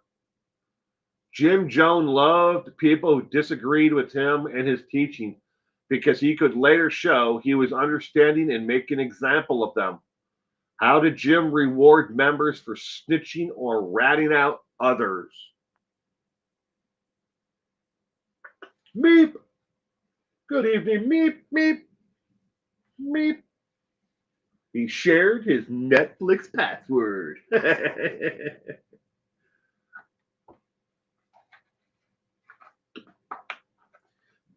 Speaking of Netflix password, my sister has to go through a 4-stage protocol to restore her account because they don't believe her account is hers for her Netflix.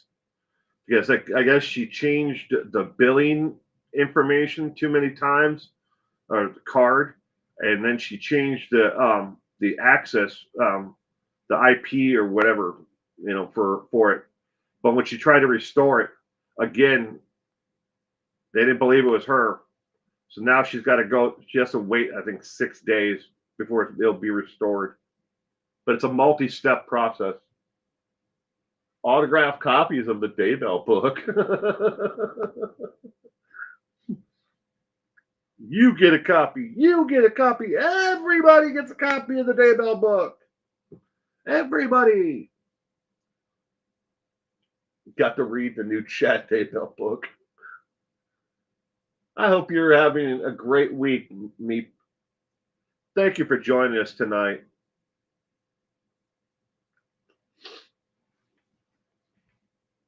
So how did Jim Jones reward people who snitched or ratted out others? Question number 17 of 20. The correct answer is A as in apple. They got to have a personal meal with just him in his quarters. If they snitched out other people, they're thinking about defecting, go tell Jim. And if Jim is able to find out that they are thinking about defecting, you get a reward, and that is to have a personal meal with the man himself, the Messiah himself, for doing a good deed. You want to rat out somebody, that individual, they're taking more food than others. Why are they taking more? There's plenty for everybody if we just take our portion, but they're taking extra. Go tell Jim. And if they can prove that that person was taking more than they deserved, more than others, then you get to have a personal meal with the Messiah. Sit down and listen and talk to Jim in a nice, well, I guess you'd call it a hut, because it soft sides with an actual roof, a tin roof. But it was a pretty nice building. But that was it. That was the reward for snitching on people and ratting people out for breaking the rules. You got to have a meal with Jim.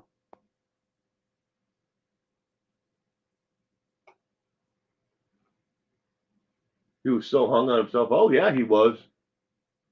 All right, question number 18. If you were a salesman or saleswoman before joining the People's Temple, Jim had a special job for you, even though you most likely were not qualified to do it. What was that job? Was it A, a member of his security force?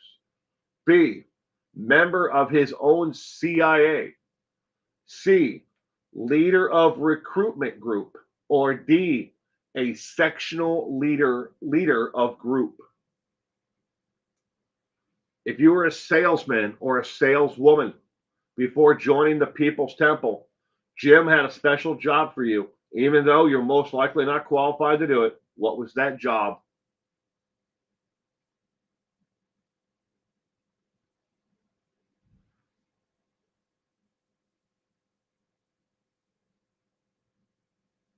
Too cheap not to give him guns. The only ones that had guns were those who he deemed important and with the knowledge or previous military experience. A lot of a lot of his security force were prior Army, Marines, or they had some kind of experience in law enforcement or something along those lines back in the United States before joining. That was what a lot of his security forces were made of. That and people who I wouldn't call them bullies, but they could get people to move. We'll just say that. The Morgan A question mark. Ooh, what did Lemon Pie say now? Scroll up. Sell water filters. Ooh, water filters. I haven't seen those people in a long time going door to door selling, water filtration systems. Sell Avon.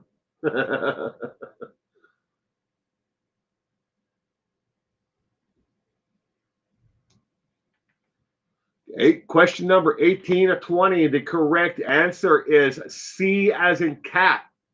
So if he figured if you were able to sell people personal items, or whatever it might have been, car salesman, or maybe you sold hammers to aliens from the planet XYZ, he didn't care. If you had the ability to sell people, an actual item, then you could be a part of his recruitment group. So back in California, before they ever defected to Gagne and set up their ideal idea of the ideal society is what they're building.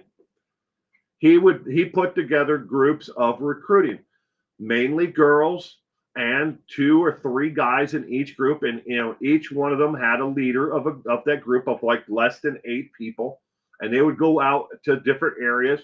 The girls would always go after, talk up guys. You like to party? We're having a party tonight. You like rock and roll? We got a band. Blah blah blah. The girls would meet, other men, of the same age and recruit them back to the compound. But the leader of that group was someone with sales experience, because he figured if you can sell people, hammers or to aliens, if you could, or cars or whatever it was, you could lead a recruitment to the People's Temple. No sense of LOL. I overthought it. It said not likely qualified. All right, question number 19.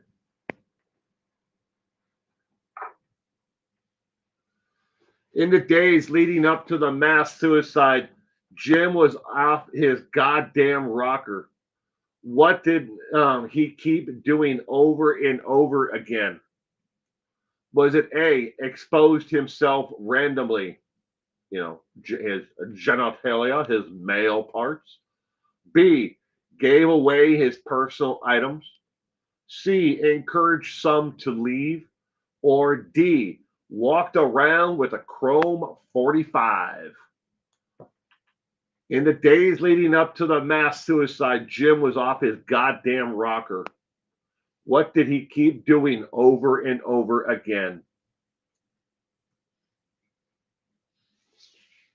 Prepare his tomato sauce apple.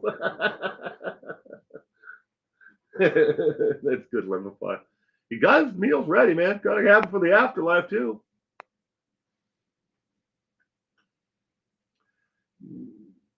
Morgan's going with D. Lemon pie A. Sal A. Little Linda B. Jamie D. Gianna Marie A. Meep is going with D.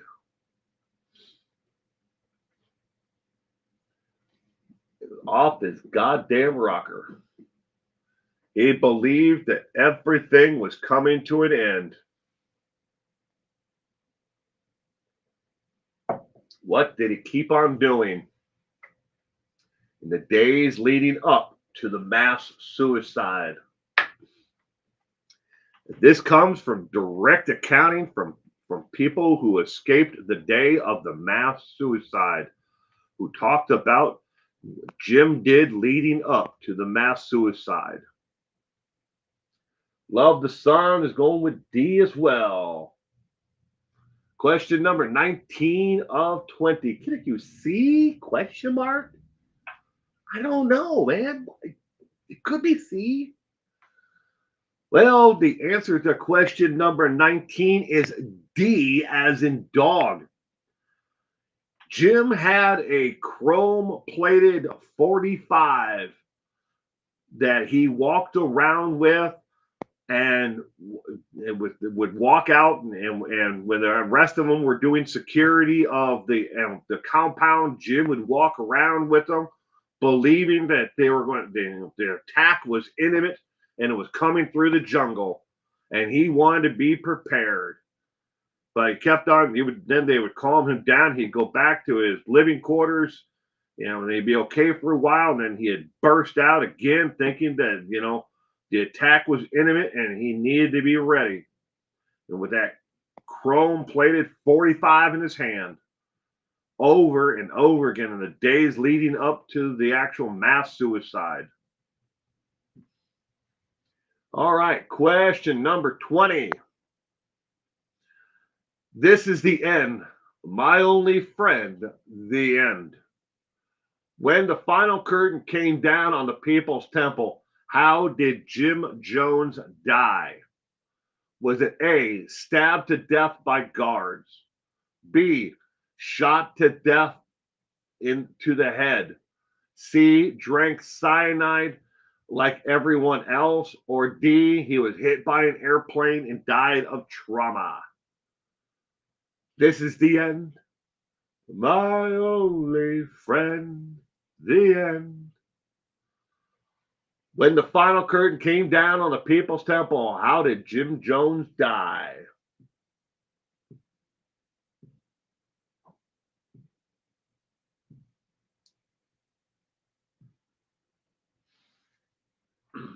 Question number 20 of 20. Don't forget, we have the missing, endangered individuals still. Love the Doors, so do I. I still think one of the best movies that was done was the Doors movie with Val Kilmer. I think Val Kilmer did an awesome job portraying Jim Morrison in that movie.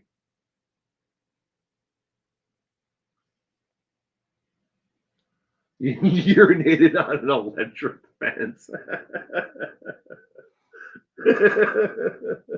Zap! Oh boy, would that be such a fitting way to go.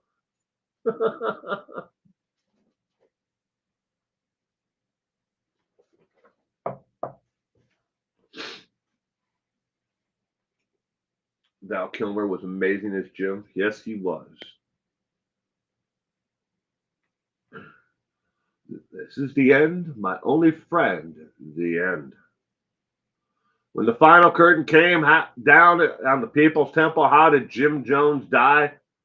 Question number 20 of 20. The correct answer is B, as in boy. Shot to death by bullet to the head. He was not going to go out like the rest of them. In fact, there were more than 24 people who were either shot or stabbed, and who did not partake in the cyanide solution.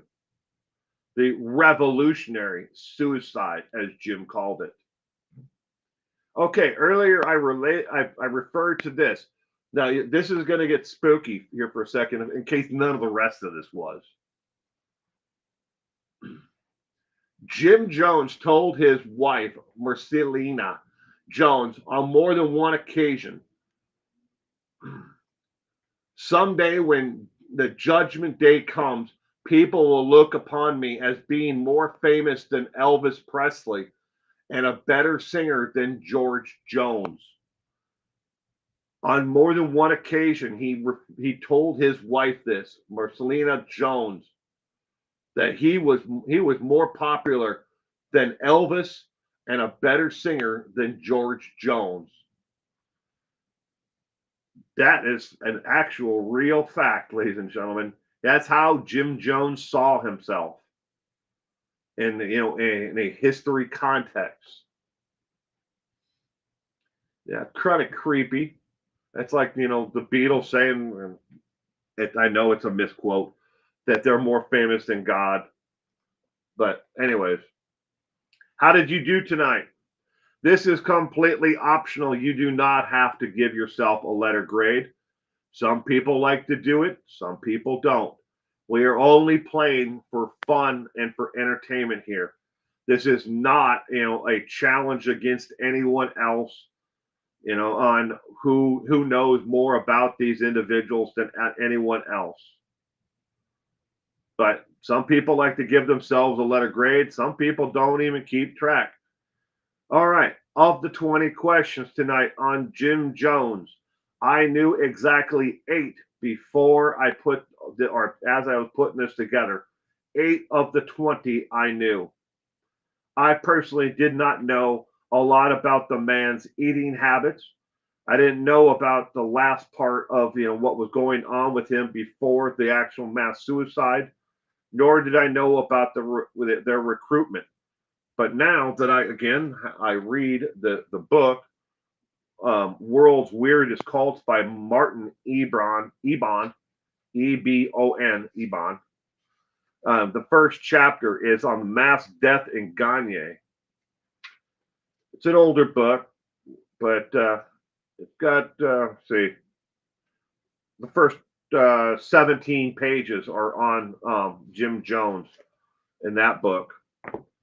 And additionally, in Doomsday Cults and Prophecies by John Laughlin, this has the first-hand accounts from survivors of the actual Doomsday Day there in Gagne, how they were treated leading, from the time that they got there, and they were basically forced into labor to build a compound, to their accounting, to what it was like afterwards. Now, earlier tonight, I alluded to, I think it was Kitty Q who said that she knew somebody who was in the armed services who had to go there to identify bodies. Additionally, the 2 boys of Jim Jones who were in Georgetown on the day of the mass suicide were forced to go back to Jonestown and identify bodies, not only of their family, but identify bodies and put names to faces as the U.S. government came in to start cleaning up all of these bodies. Now, remember, there are over 900 dead individuals in a steaming hot mess of, there. The temperatures on average day were 100 to 114 degrees. So the bodies must be taken care of and be removed as soon as possible, because they didn't get any better condition the longer they laid out there in the wide open underneath the hot sun cooking away. But they forced his 2 boys back to, Jonestown. They initially, jailed both of them, and then his son Tim Jones was actually, they believed that he may have been part of the actual mass, murder and suicide of these people. And he was incarcerated a longer than his other brother. But then they finally, I think a couple weeks or a month later, dropped the charges. I'm not sure exactly how much longer he had to stay in jail than his brother. But they made him, go through, and even as they were still removing bodies that had been laid out in the sun and in the jungle, on the day of the actual mass suicide, they do believe that a group of 12 had escaped the actual compound and took off into the jungle to save their lives. A couple of them had children with them, so it was 12 plus children who escaped into the jungle. But and the guards were the last ones to die. They were told, if you see anybody who doesn't take the poison, you put a bullet in them. They all need to die. Everybody need to go. And the last ones were the guards to actually go. Horrific series of events. And we will see this play out again and again.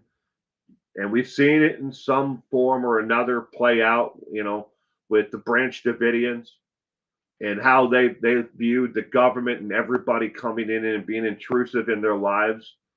We see it, to some minor extent with the Heaven Gate cult, but they, obviously they believed their mothership was coming, so they had to go because it was behind the Halley's Bob comet.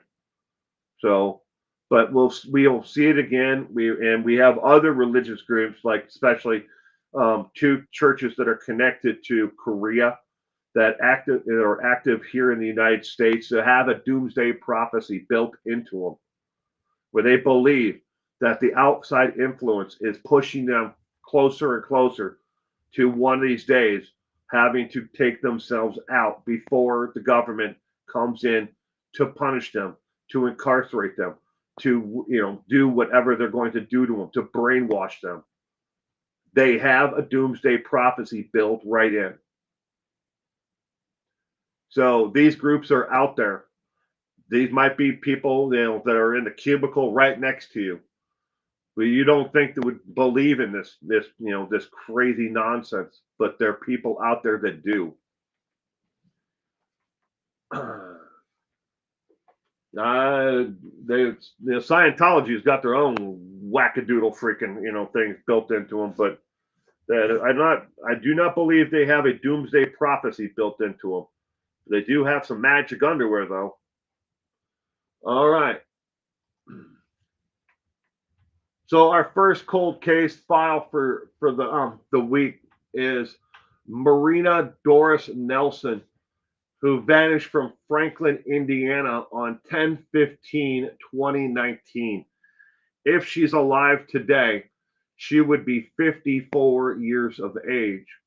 She is a white female, 5'5" to 130 to 140 pounds, with gray hair and brown eyes. She often dyed her hair a dark brown, darker than what her natural color was before her hair actually went gray. And she does wear corrective lenses, either contacts or actual glasses. And she cannot see, she's nearsighted. So she needs one of the two to be able to read or to see things. That's near side, right? Yeah, far side or near side. I always get those mixed up. Whatever. But Marina Doris Nelson. Here's an additional photo of her on the right-hand side. I know it looks like a completely different lady, but that is of her. Both of these photos were taken within a month of each other. The one on the left is her updated DMV photograph. The other one is what she looked like more naturally. And you can see that in that picture, she is wearing her glasses in that photo with more of her hair gray, and towards the bottom, you can see where it's a darker brown, past her shoulder length hair. All right. Very little information is known about Marina Nelson and ways of her background family. There is a lot of conflicting information of who she's actually related to. They know that she spoke to people, that were somewhat familiar to her, that she had family in Indiana and Ohio, but we don't know if foul play is involved in the disappearance of her. She could have simply just decided to move, and didn't tell the people near her that she was moving, because that happens all the time. She had a couple months left on her rental agreement that weren't paid for. She was paying month to month, so it wasn't like she had a long-term lease that she walked out on. But they don't know what she took with her, or anything, or how she disappeared. She just was there one day and then gone the next. If you know anything about Marina Nelson, the phone number 317-736-3670 is the number that you can call to leave a tip. You do not have to give them your name. If you know where Marina Nelson is, or if you are Marina Nelson and you've decided that you just wanted to move on to someplace else, maybe to be closer to family, whatever the reason might be, just know that there are people out there looking for you and are worried about what happened to you. So I know it's been going on close to 5 years since she disappeared, but she very well could be alive. She had no medical issues. No one believes that she was in any danger of self harm. But again, she was there one day and then gone the next, and nobody knows what happened to her. Next is an actual Jane Doe. We do not have a name for this individual. All we know is she is a female, approximately 20 to 25 years of age. She was found deceased on 3/10/1990, and she had been dead for approximately 48 hours. Her body was found 15 miles from Slab City in California, about 10 feet off of the highway. They believe that there's obviously foul play involved in this, but she had brown hair, blue eyes, and a scar on her upper shoulder that was from stitches, where they believe that either she had a deep laceration. Obviously, they required stitches, but there was no signs that there was a fracture or break of the bones in the shoulder. So it was just stitches that were sewn up, stitched up, and they were done, according to the scar. It looks like they were done professionally. Um, but the only things that were found buried with her was a pink wallet and a ticket for the shuttle bus service from LAX Airport. That's the Los Angeles Airport. She was wearing blue jeans and a white shirt with the letters NTN83. A lot of speculation online is that NTN83 may be a T-shirt that was given out to railroad workers, people who work for the Southern Railroad or to the Burlington Railroad system, because both of them have a train that has an NTS number of NTN83. That is the engine number. Both of those companies had that. If this was a T-shirt that was given out to a employee of one of those rail lines, maybe they are connected to this missing person, to this person who was found. Obviously not missing, but she's missing to some people out there. She's got family somewhere. Someone's missing her. She was also wearing gray slip-on shoes, no bra, no underwear. Cause of death was beneficially listed as homicide. Strangulation was the signs that she was strangled with either a rope or some kind of cordage that was not found with her. All right. Additionally, on top of it, she was partially buried about 10 feet off of the freeway, and brush and other debris was thrown over the top of her remains. Again, this victim was only dead for approximately 48 hours. So the date of the year 3/10 of 1990 is very important. If you knew of, of a loved one, a friend, or somebody who may have flown into LAX and was going to be getting a rental car, because why else would you need to take the shuttle bus, at LAX? Or maybe they were going to take a shuttle to a taxi pickup, or another gate where somebody was going to pick them up. If you knew somebody who was flying into town within a 48-hour period of 310 of 1990, you might hold a clue that can lead to the identity of this individual, this lady. Again, she was approximately 20 to 25 years of age at the time of her death. 5'7" to 130 pounds, brown hair, blue eyes, and the scar could be another clue to help you. Maybe somebody who had gotten an injury or something, doing something foolish or whatever. It wasn't. Again, I want to make sure that you understand that there were no signs of a broken bone or bone healing in it. It was just a laceration that was fixed with stitches on that shoulder.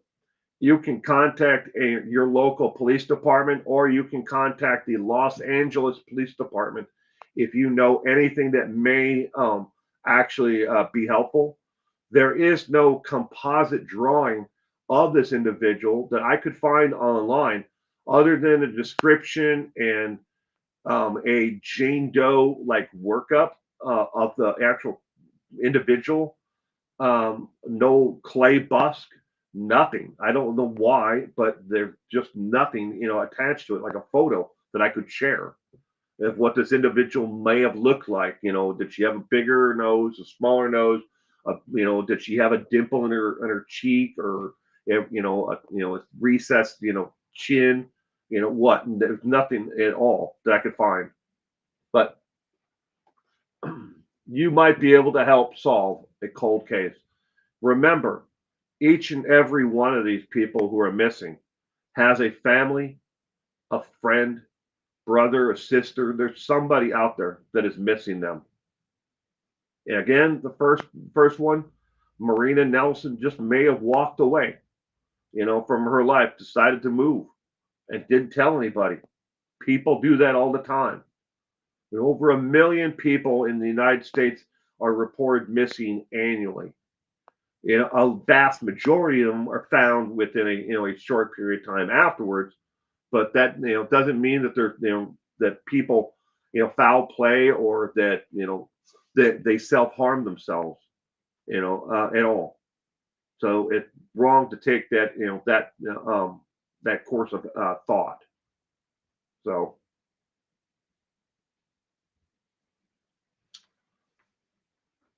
all these families and victims with no justice. That's true. The FBI watched Koresh come and go from the compound for months and could have picked him up. Those children didn't have to die. Me, yeah, absolutely. And think, if you want to talk about, quickly about the David Koresh and the Koresh, all of that. Yeah. How about any given Tuesday or Monday when he was known to be in town? And why were they after him in the first place? A gun violation. A gun violation. I mean, what? And again, um, there's overreaches like that, that have happened quite a few times in American history. But why didn't they could have picked him up when he went into town for supplies anytime. They knew it, but they didn't want to.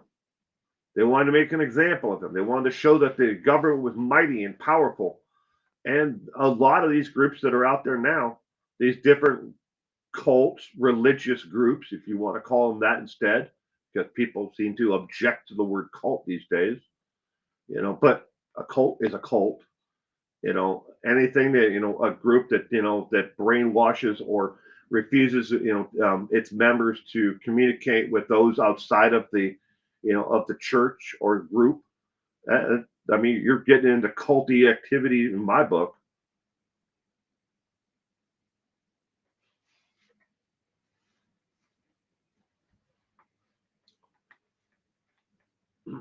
I'll stick with cult. I stick with cult. I've been studying, and reading about cults and the cult behavior, um, a lot longer than I've been studying serial killers and their methodology and what makes them tick. Because the psychology of it all, I mean, both the cults and serial killers has always interested me greatly. Um, my brother, who vanished in the 1970s, don't know what happened to him. We still don't, and we probably never will. We don't even know if he's alive to this day, at all. We just know his social security number has never been used, so he most likely left the United States and changed his name. But my father basically kicked him out, made him the black sheep of the family because my brother joined what he called a cult. Now, to my father, anything that wasn't Roman Catholic or Catholic was a cult. He used that in with, oh, you're joining a cult, kind of understanding for, oh, you're going to be a Lutheran, you're in a cult. You want to be a Baptist, you're in a cult. You want to be a Mormon, you're going to hell and you're in a cult. That was just the way my dad thought about religion itself. I mean, he grew up Roman Catholic. He was Roman Catholic, and I, started off in Roman Catholic, church until the membership dwindled to the point where they couldn't sustain themselves anymore as a church, and the whole church changed over from Roman Catholic to a Catholic church. Same building, different people, but new parishioners. Cults are more common than serial killers. They're everywhere. They are everywhere, Kitty Coo. There are cults that are all over the United States. There are cults that worship serial killers.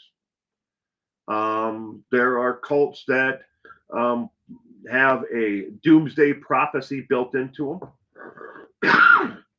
There are cults that are connected to the three percenters, because they believe that the government is this overreaching, overbearing thing that's going to squash them, and that believe, that conspiracy mixed in with the religious part and doomsday prophecy of all of it. They believe that the world's coming to an end and one world government is next. Then there are people who believe that there is an asteroid that's coming to take out the world and the planet Earth, and we're all going to be annihilated, in short order. And they believe that, behind that comet, that rock that's hurling at us from a million miles away is going to, that's going to annihilate the Earth. Their mothership is right there. The Heaven's Day cult, and Applewood might be all gone.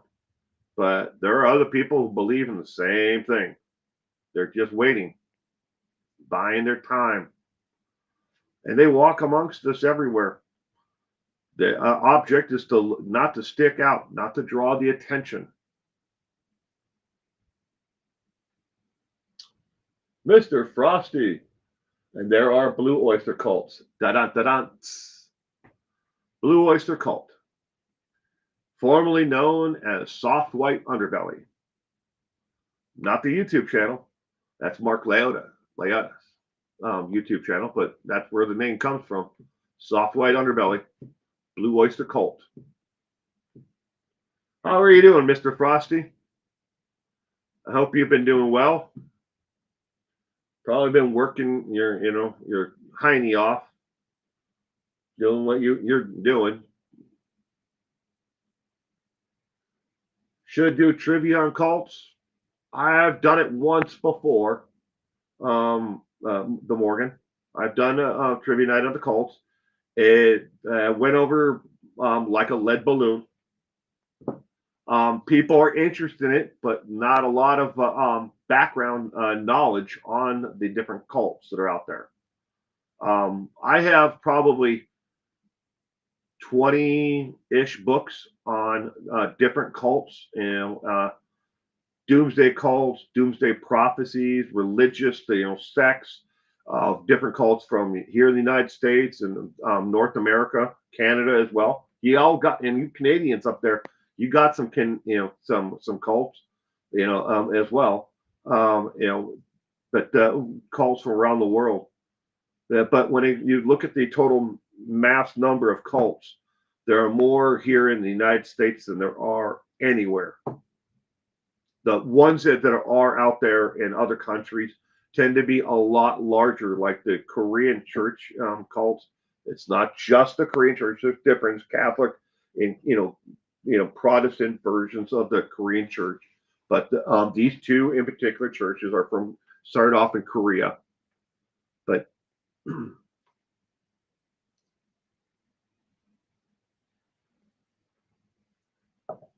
yeah, my brother gets tracks from Tony Almo.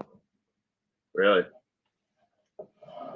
I know. Speaking of cold stuff, a good friend of mine, his brother is in a cult right now today, and it's sad because they only allow him communication with his family, and mainly it's not his entire family. Only selected members that they don't feel the cult doesn't feel threatened by. They allow him. My friend's brother is allowed to. He's allowed to contact his brother, my friend, once a year, and it's mainly for money. It's mainly for asking for, if you can't give me money, can you get me supplies? Can you get me this or that? Actual material items. And other than that, he gets maybe about an hour with his own biological brother, who's less than 30 miles from him, but he doesn't get to see him. He's underneath the control of the cult leader, day in, day out, and so is his all of his the nephews and nieces, his brother's kids. It's sad.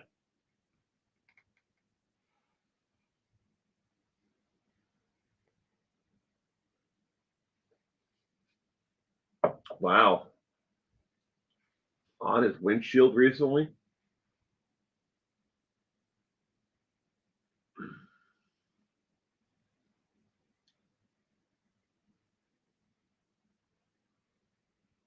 Yeah.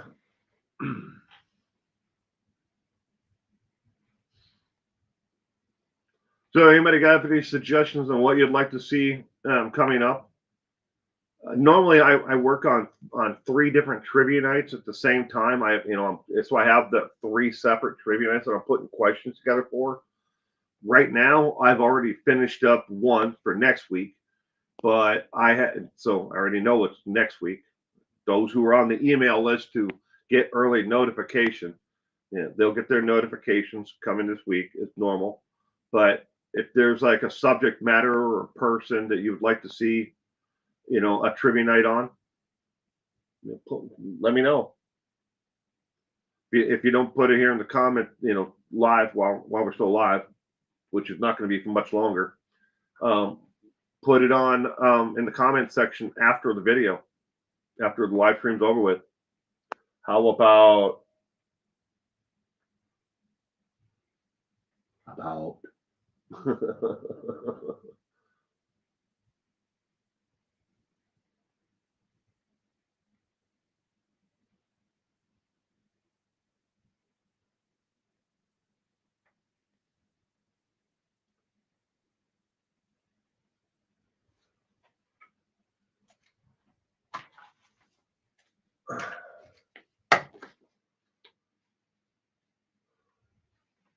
I'm back. How about trivia on Gypsy Rose? Yeah, cement shoes. Thank you for the suggestion on Gypsy Rose. Um, I'll write it down, but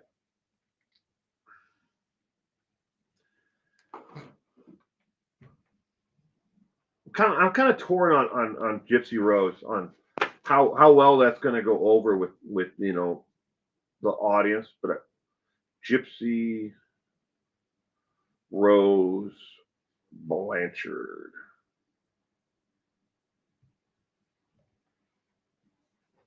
I every time I do these trivia nights and I put together questions for them, I always try to think about, what is the audience, Gypsy Rose Blanchard, all right, obviously a very intriguing case, right? We all can agree on that.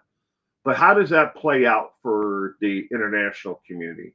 Would someone in London necessarily understand the nuances of the Gypsy Rose? I think they could probably, if they knew about, Munchausen proxy, and stuff like that. If they knew anything about that, I mean, you have to know about who Gypsy Rose is and what pushed her to that point. But I definitely agree with you. It'd be an interesting trivia subject. Delphi murders.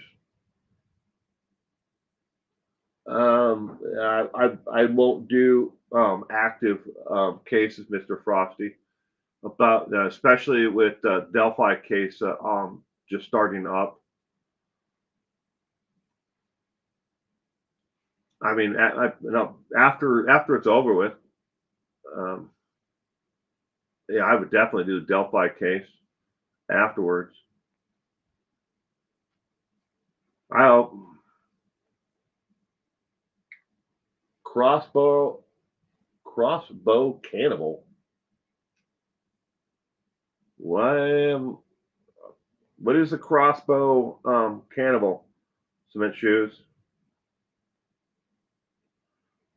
I don't know why am I drawing a blank on that.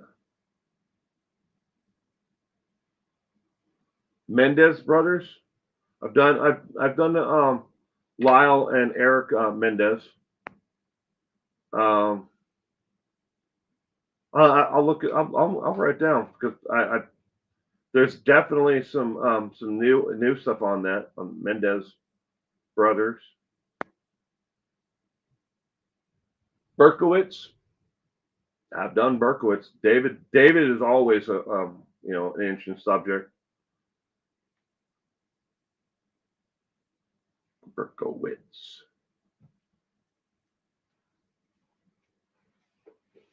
To me, Gypsy was more of a victim. Morgan. I'll tell you this much to Morgan. If I had to live through what Gypsy Rose Blanchard lived through, I don't know if I'd come out the other side, in somewhat of a sane, um, and be able to rationally say, violence is not my answer. If you lived through all of the years of torture of believing you were on death's door at the turn of a page, you were going to be gone, and that you were getting worse and worse, and then you got slightly better, and then you got worse and worse, and then you find out that it was all a lie, that everything that you've been told was a lie. That's hard to come back from. Now, imagine if you're actually Gypsy Rose at that point. Yeah, there are people who snap and become a completely different individual. Snap doesn't mean you go into a homicide rage and you only keep it for a day or a week. You could snap and be in a complete homicidal mindset from going forward until somebody is able to get you out of it. It take a lot of therapy. She doesn't need therapy the rest of her life. Feel sorry for her new husband. West Mesa bone collector.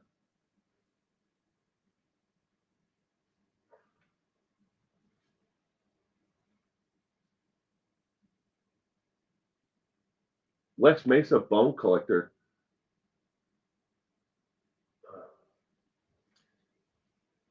Charles Cullen. I've done Charles before, but he's always interesting to do another one on.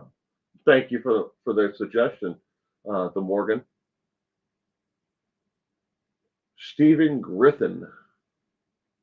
is the crossbow killer, crossbow cannibal. Griff, Griff, Griff. Canada. I mean UK. The only reason why I suggest Gypsy Rose is because she's getting all kinds of coverage. John List. I've done John List before. He's an interesting guy. Oh, and this little side note on John List. So the John List home in the foyer area that led out to the actual like indoor arboretum, the stained glass roof that was in that house was made by Tiffany Glass Company, one of only 4 that they ever made. And that glass is actually in a mansion that is in Los Angeles, California. The glass from that Tiffany, like skylight over the arboretum in the house, the John List home. It's in Los Angeles, California. And oddly, in the same article that I read about, the doors to that were on the house from the Tate murders, connecting it to um, Charles Manson and the Manson family, and the Tate murders. All right, the front doors of the home are now part of the recording studio that Trent Reznor owns. He is the lead singer of the band 9 Inch Nails. He got the doors off of that mansion or on his recording studio. I think that it's in Atlanta, Georgia, but I could be wrong on where or somewhere near Atlanta, Georgia, is where the recording studio is, and the doors from the Tate murder are there. It was all in this one article of like what happened to this murder home. But Derek Lee Todd. I have not covered Derek Lee Todd. That's a good one. Derek Lee Todd. What a sick son of a BP is. I dog sat next to the house to the List house. Luca.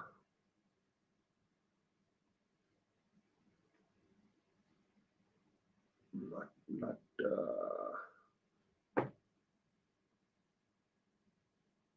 leave it to Trent. I like 9 Inch Nails though. Right? The Freeman brothers.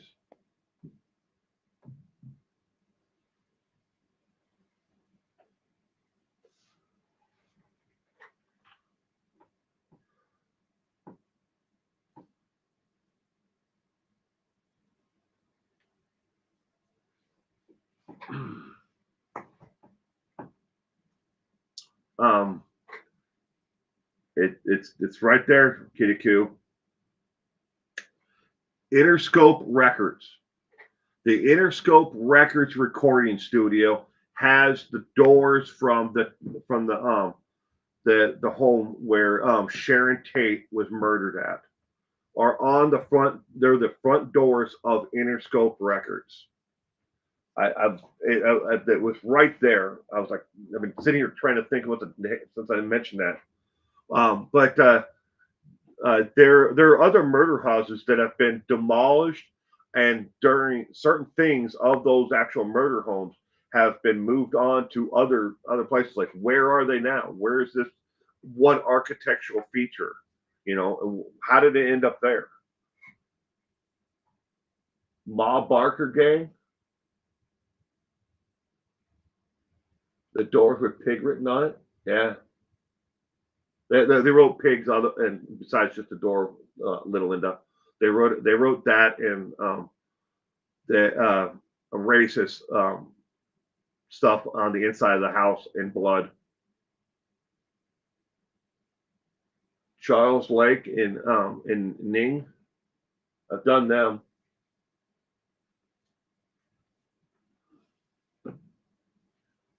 And his partner. Ning. How you pronounce that? Ng. There's no vowel, so I always say Ning. Ng.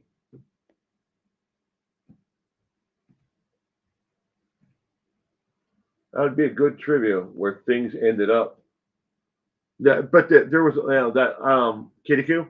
There was only like 6 or 7 items. But these were like major architectural things, like from this murder house. How did it end up at this house? Or in this place? What happened to it? They bulldozed the murder house. And by the way, there's a YouTube channel that's called Leto's Law. It's an attorney by the name of Steve Leto. He practices lemon law in the state of Michigan. I follow and I really enjoy. He doesn't talk about lemon law only. He talks about a lot of things that people send him, that are interesting cases, and he talks about them. But he wrote a book. It's called American Murder Houses, and you can go and buy one for right now if you contact him at Steve Leto's Law or something like that. I don't remember the email address, but you can buy it for $15, and he'll actually sign a copy for you. And that's $15. That's with free shipping in the United States. The book has a $12.95 RSV, like retail price, suggested retail price. But $15 he's sending them across the United States. So I ordered one about the murder houses, and I've definitely thought about concluding it the murder houses along with where these architectural pieces are from these murder houses that are no longer there. All the murder houses that he covered in the book are all still around today. That was one of the criteria. It was the murder house has to still be here to this day. And there are a lot of homes that are out there where a lot of people have been murdered. Some horrific freaking murders have happened inside the homes, and everything is still there. Maybe they got rid of the blood-soaked carpet from the living room, but the home is pretty much untouched and still there. But I'm waiting for the book to come. It should probably be here this week. But I was thinking about mixing that along with the architectural things from that article. So that should get me close to 20 questions. So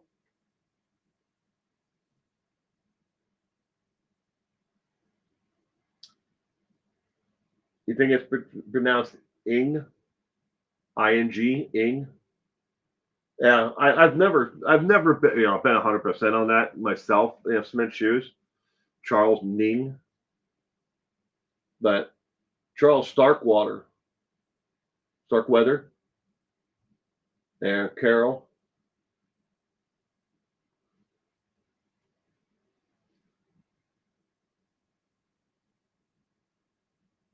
The house burned down.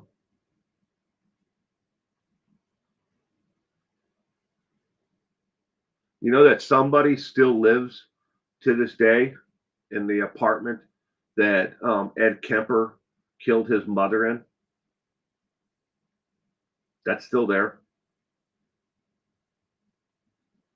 I bet that person who rents that apartment has no idea that Kemper killed his mother there.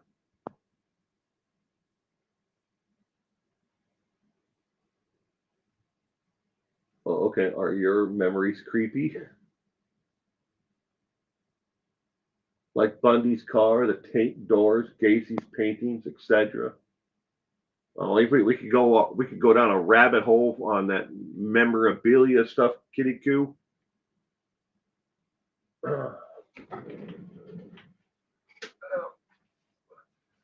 Before I wrap up today, let's see what's in the serial killer calendar this day in killer history.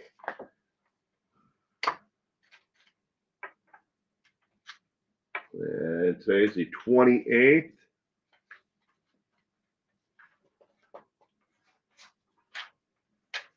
All right, April 28th is Bella Soren Gunnis. November 11th, 1859, declared dead April 28th, 1908. Born in Pine Hill, Paul's daughter was a Norwegian American serial killer standing 6 feet tall or 138 centimeters, weighing over 200 pounds or 91 kilograms. She was a physically strong woman who killed most of her suitors and boyfriends and her two daughters, Myrtle and Lucy. She may have also killed both of her husbands and all of their children. Her apparent motivation involved collecting life insurance, cash, and other valuables from eliminated witnesses. Reports estimate that she killed between 25 and 40 people. Also today is David Parker Ray, but they have it. It's actually David Ray Parker, or David Parker Ray, whichever you want to call it. Go. November 6, 1939 through May 28, 2002. He was known as the Toy Box Killer. He was a sadistic, oh my God. If you want to read someone who was really sick, read about David Parker Ray. Oh my God. Was an American serial killer known for torturing of women. Though no bodies were found, he was accused by his accomplices of killing several suspects by police to have murdered as many as 60 people in Arizona and New Mexico while living in Elephant Butte, New Mexico, approximately 7 miles north of Truth or Consequences. David Parker Ray. But again, serial killer calendar, this day in serial killer history. Thank you again, Kitty Q, for telling me about that book. An excellent book.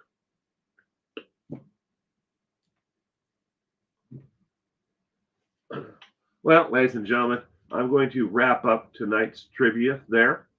I want to thank everyone again for hanging out with me. If on the way out, if you could please hit the thumbs up before I close the stream out, I would appreciate it.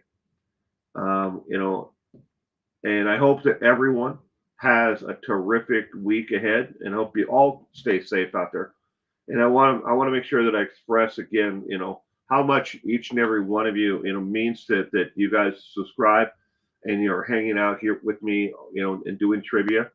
It means an awful lot to me, because I really enjoy this. Is kind of like my therapy, to talk about these things. I get the shit out of here, because this thing is clogged up with so many useless and tiny facts about the most depraved things that people have done to other people, and I get to tell you about it.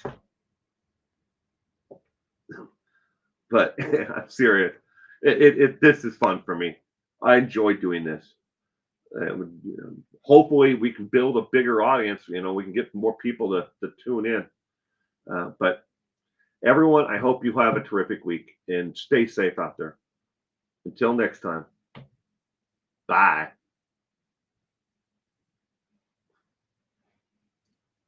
Oh, Karen. You have a great week, Karen.